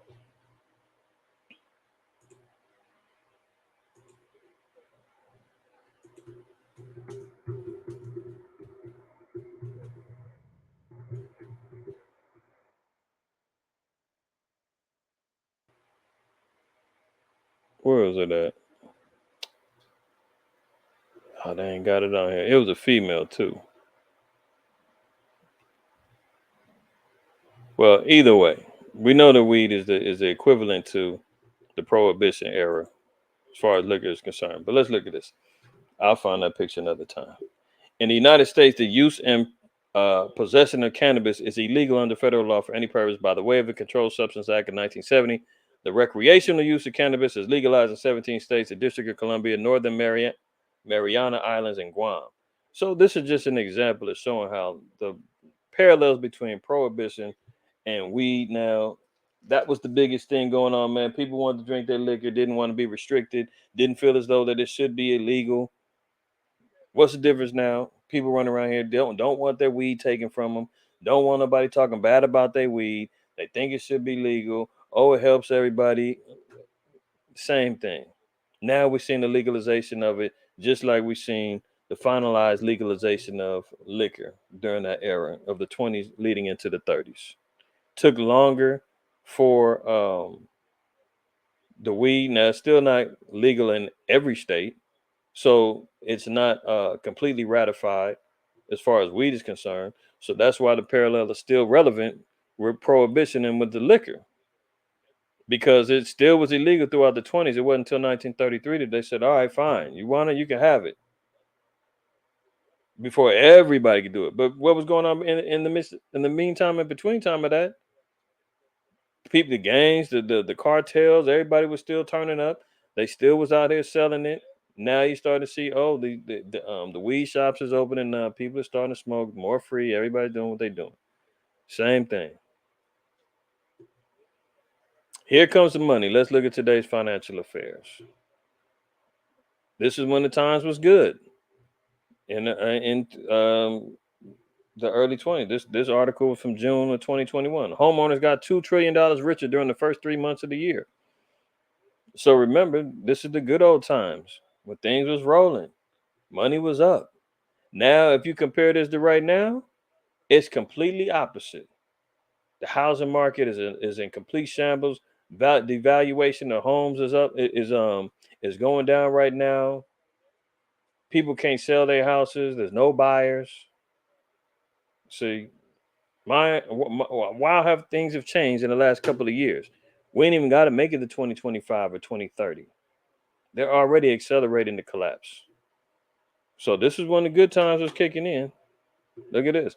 Will the US dollar lose its place as the world's number one reserve currency? So they were already talking about the collapsing of the dollar. This was February 2021, about a year and a half ago. Grocery prices up steeply from the same time last year. So we're seeing the inflation that was hitting over the last year. Now, mind you, again, this is from, look down here. They're quoting prices from March of 2021. And here comes the Fed and slow Biden and them talking about, oh, inflation just hit because of Putin's war. No, this thing was going on way before that. Way before that. So grocery prices are up steeply from the same time last year.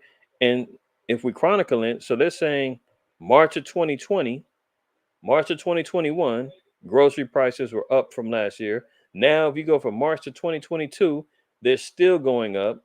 So what's the trend?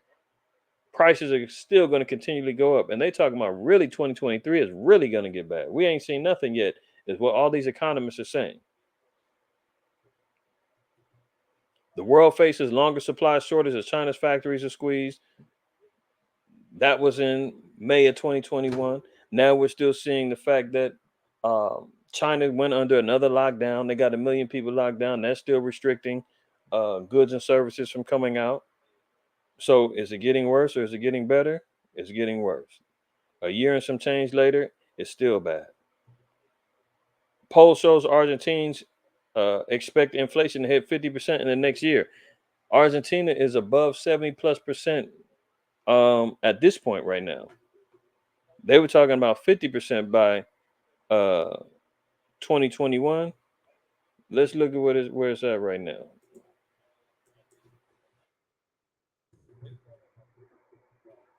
What's their inflation rate?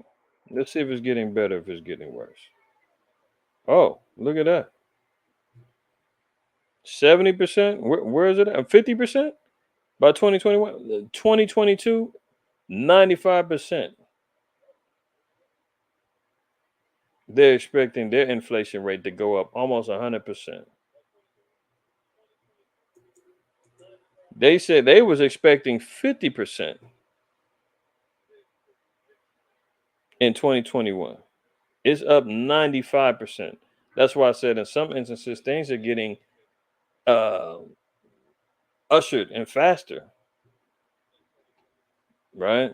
So look at this. Prices in Argentina are seeing rising 50.2% over the next 12 months, according to the University of Torcado de Telas monthly poll citizens. So just imagine what that means. 50% increase on everything. Add 50 cents to every dollar. Now it's up 95%. So you almost can say add another dollar to everything that you bought. Whatever was a dollar before is $2 now. If it was $200, it's $400 now, or $300. I mean, this is where it's going to. Chicken shortage since prices soaring and restaurants can't keep up. Remember when Wingstop was talking about, oh, get the thighs now because they couldn't get the chicken, the wings and all of that. I mean, the same thing's going on. We just got through talking about last night the record levels of the bird flu happening, and the chicken and the turkey shortages is going on. So as we're chronicling, we're seeing it's still getting as bad as it was before, or worse, I should say. Coming this summer, gas stations are running out of gas. That's not it's not running out of gas. There's gas, but the gas now is becoming gas. It's becoming more expensive because of the shortages, right? So that was April 27th of 2021. Here we are, a year and some change later. It all came to pass. Protesters march in Colombia against a plan to raise taxes and pandemic wrecked economy. So more protests of the people. Colombia collapsing because of their inability to sustain economically over there. See over here, people have fallen into poverty. There's massive unemployment, said Rosalva Pena, 61, who was forced to close her dressmaking shop during the pandemic as she helped other protesters block a main street in Bogota with the trash dumpsters and other barriers. She said, this isn't the time to raise taxes. So what are we seeing? Inflation. I mean, the Fed is raising up the interest rates, which is going to increase taxes. They keep talking about softening employment. So constantly we're hearing about all these layoffs that's happening from the tech sector all the way down to the regular Joe Schmo that's working his normal 9 to 5. 50, they said, what is it? 50% of the companies in America are expecting to have layoffs within the next 6 to 9 months. So then when we look and see these other countries that's already had this happen, their reaction is to protest and do nothing but show outrage in the streets. So just be prepared when it hits this place, because it will. It's just a matter of time. Inflation risk intensifies with supply shortages multiplying. Again, just covered a story last night. It said that all the economists and everybody saying inflation is 100% guaranteed within the next 12 months. Okay. So that talk with that comes the supply shortages, manufacturing shortages, gas, loss of jobs, so forth and so on. They're saying expect all of that at heightened levels within the next year. Okay. The demise of the dollar, reserve currencies in the era of going big. They're talking about the dollar. Eventually is going to collapse, right?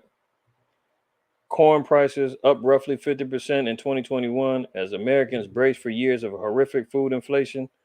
They've been talking about this for the last year and some change. and it's getting worse and getting worse, right? So corn, one of the major productions. This is one of the this is one of the crops, man, that they've transitioned into. I think they said damn near 90% is GMO now. Corn. You got to find packaging that says non-GMO corn. Uh, See, it didn't take long for the Joe Biden era to start resembling the Jimmy Carter era. Prices are going up so fast that even the mainstream media can't stop talking about it. This has already become a major national crisis, and it should be exceedingly obvious to everyone that that is going to get worse. The Biden administration wants to borrow and spend trillions more dollars on top of all the absurd spending that has already happened, and the Federal Reserve is going to continue to pump gigantic piles of fresh cash into the financial system. Collectively, our leaders are literally committing economic malpractice, and if most Americans truly understood what is going on, they would be out in the streets protesting against it. This is just some of the things that we're relying upon for corn: corn flour, cornmeal, corn gluten, corn flakes, corn starch, corn oil, corn syrup, dextrins, maltodextrins, fructose, ethanol, fatty acids, sorbitol. I mean, the list goes on and on. They're used for antibiotics, aspirin, baby foods, baked goods, baking powder, beverages. I mean, just look at all of this stuff here, man, that we're relying upon just for corn alone. And if that gets cut down, that gets put on shortages, all of these things will become scarce. Okay. That's just one crop. Imagine all the other ones. Will the stock market crash in 2021? The market should worry about 2022, not 2021. This one is more accurate, but the questions is constantly being posed. It's not a matter of if, it's just a matter of when. So we're seeing markets are very worried now at the latter end of 2022 for the last like 2 to 3 months, maybe longer. Most of the stocks are all in the red. You might have a couple of green spots here or there once a week or something like that. Mostly everything is taking L's right now. The forecast for the stock markets and the economy for the ending of 2022 is bleak. In 2023, where they're expecting to really announce finally that the recession is here, is going to be even worse. This guy, Harry Dent, famous economist, man, he's been known to predict, the 2008 housing crash and many others. He said in 2021, the market crash is going to come in 2 to 3 years. The economy is already dead. So do the math. 2 years, you're talking 2023. You're talking about a complete market crash, uh, bank runs, and the whole nine, man. So if if he's speaking any truth based upon his reputation, he might be onto something. Because if we look at what's going on right now, it ain't looking good. It ain't looking good. There's no great outlook that I can tell you about, and neither can he. Because at the end of the day, the Most High already said all this was going to happen. America's got to fall, and America's going to get hit first of all in their pockets, let alone through warfare. Uh, it's all going according to the Most High's plan. Big short investor Michael Burry warns the mother of all crashes is coming and predicts crypto and meme stocks will plummet. Even the crypto is collapsing. There's no real safe bet, man. At its height, I think Bitcoin was at like 60,000. I don't know where it's at now. It's below 20, or if it's around the 20,000. So it's lost damn near $40,000 in value within the last year. Uh, there's no safe bet with none of this stuff, man. And this was an article from June of 2021. They said the mother of all crashes. So who's the mother of harlots? In Revelation 17. Read that real quick, right, Ron? Revelation 17, and I think it's what is this? Verse 10? Let me look real quick. Hold on. The mother of all crashes is coming, man. 5. The book of Revelation, chapter 17, verse 5. And upon her forehead was a name written, Mystery, Babylon the Great, the mother of all of harlots and abominations of the earth. That's right. So America, this is that place, man. The mother of all harlots mystery, uh, and all the abominations of the earth. Now we're seeing why he can even say this in parallel of saying the mother of all crashes is coming. Let's let you know, man, this great horse is about to hit the dirt. UK pension fund is near collapse as a warning for American pensions.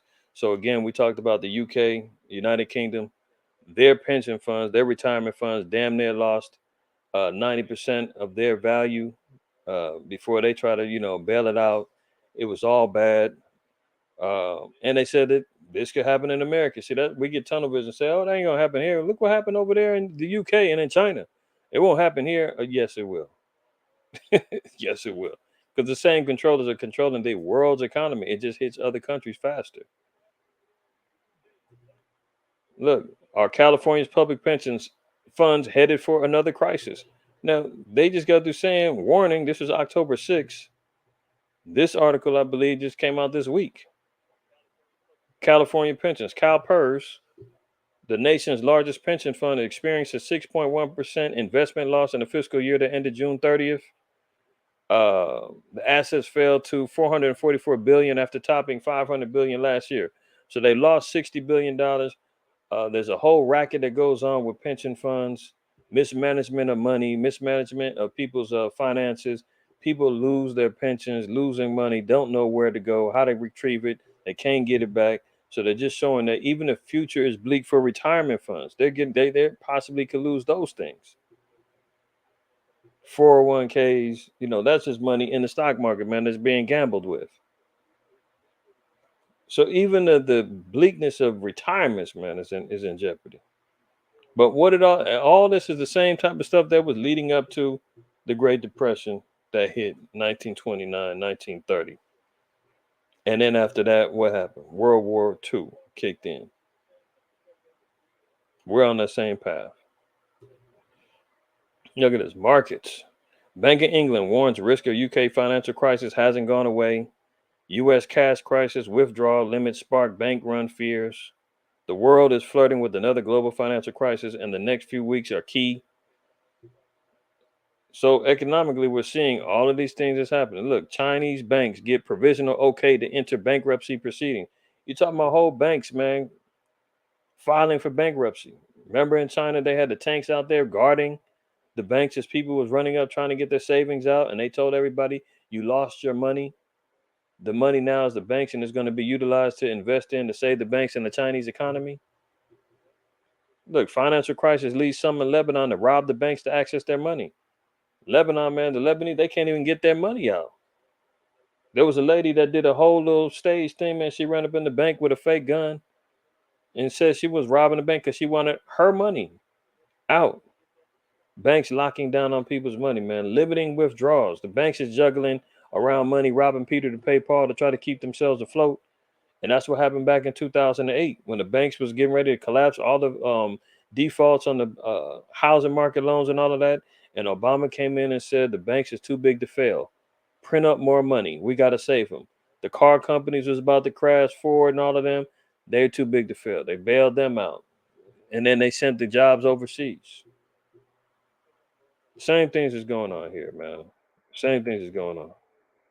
So if you're moving in the spirit, you recognize and you're seeing, where and how things are progressing and what's going on, it's only going to be more relevant of seeing how this whole thing, this path that we on right now, where it's going to end up. You understand? That's where we're at with it. So paying attention to what was going on back then is going to be even more clear about how to prepare for and what we're going to see moving up forward. Take the lessons that we've seen from our great um, forefather Joseph when he said, "Hey, you knew things was bad. It was revealed to you. Prep up and prepare yourself as best you can. Do so. While you can still buy a gallon of water from the dollar, 99 cent store for $1.50 or whatever it is right now. You got the extra $10, man. Maybe go buy 10 gallons. Go buy 5 or 6 gallons to store up in the house instead of spending the $10 on you know uh, uh two cans of Mickey's or whatever the hell Jake's is out here drinking. Instead of spending that $10 on two Whoppers for $7 and some fries, spend that money, get you some water, man. 5 gallons here, you got $4 left, but go buy you know, 3 cans of 2 cans of vegetables and a can of beans. And just do that on the regular. Start organizing your homes to where you can actually store and put some things away. Because again, the food was there in Egypt, but it was becoming more unaffordable as times was moving on. We seen what happened in Revelation. A day's labor is going to get you a loaf of bread. You know, make sure that you've got provisions in your homes that you're prepared to you know defend it if necessary. Because Second Ezra 15 says the people's going to be breaking into homes for lack of bread. Invest in things like a vacuum sealer where you can store your vegetables, seal it up, freeze it. You know, you want to invest in a little roast or a piece of meat that you can cut up and freeze dry it. Vacuum seal it and freeze it, where you can plot out some meals with that if need be. You know, go to Smart and Final. Go to if you don't have a Costco card or whatever. Smart and Final got 20-pound bags of rice, man, that you can buy for like $10, $12. Sometimes you'll catch it on sale. 20 pounds of rice is a lot of rice, man. How to store those things, that's a whole nother lesson, man. You get the 5 gallon cans, you get the gamma lids to seal them up.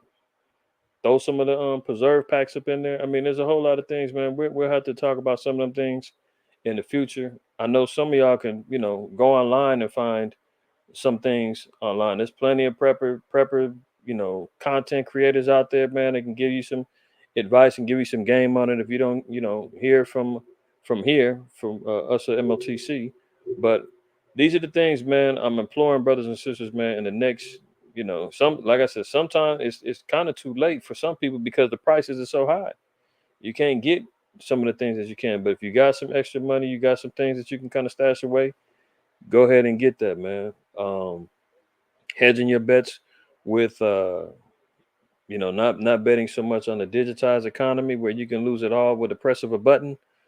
You may need to get you some hard assets that we read in the scriptures, like silver, gold if possible. That's going to be exchangeable and tradable and still have value when it's all said and done. The paper ain't gonna be worth nothing. You seen that in Venezuela. I made mention of it. Let me see if I can find it real quick.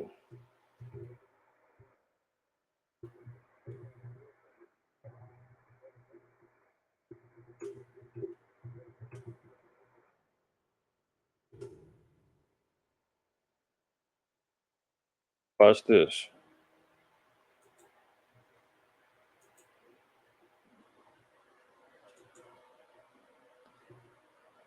Now we seen what happened with their paper money, what was going on in the streets, right?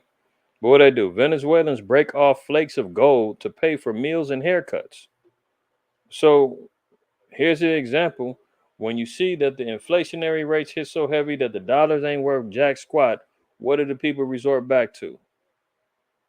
Hard assets, tangible things that became uh, valuable again.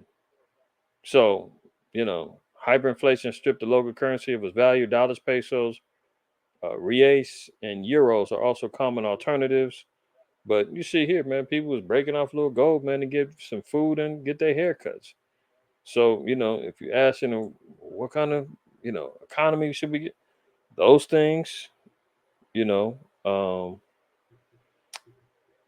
it's a lot of stuff, man. It's a lot of stuff. But if you're just talking about trying to prepare as best you can for the future, those are some of the examples, man, that you might want to, consider doing. Because come next year, they're really talking about the proverbial all hell breaking loose is going to be really eye opening for a lot of our people. So things ain't gonna be the same um, here going forward. And if we just look at what happened in the past, know that the same thing is gonna happen this year. I mean, this coming year, right? That's why Esau is promoting this great reset by 2030. This is why they keep talking about building back better. Well, something's got to be broke down and collapsed if you got to build it back, right? So you're talking about collapsing, you're talking about rebuilding. This is what it is. All right. So I think I rambled on enough, man. All praise, honor, and glory to the Most High. While you have a shy, appreciate everybody that tuned in. Hopefully, this lesson was edifying to you. If you haven't hit the like button and wiped your feet, man, make sure you do so on your way out. Contact information is scrolling towards the bottom. The email is the covenant144 at gmail.com. Instagram is messengers of the covenant. And if you are persuaded to send arms and support the ministry, man, send it to $ IQAhmath. All right. All praises for that, man. Y'all be well. Most High willing. See y'all on the next time, I guess. Oh, you got it up there. There you go. Now, let me give my elder his glory, man. Because back in the day, me and the other brothers, man, used to kick tooth and nail, man. That was offensive to us. We was like, man, what are you talking about, man? It's rap. No, no, no. I see what he's talking about now. It has evolved into repulsive and pathetic, man. For the most part, man. There are some brothers out there and sisters out there that got some tolerable stuff that's out there, man. I don't know them by name. I might, I've heard a song here or there, but for the most part, what the world is promoting, repulsive and pathetic. All right, all praise, honor, and glory to the Most High, man. Till the next time, y'all be well, man. Be safe out there. Shalom.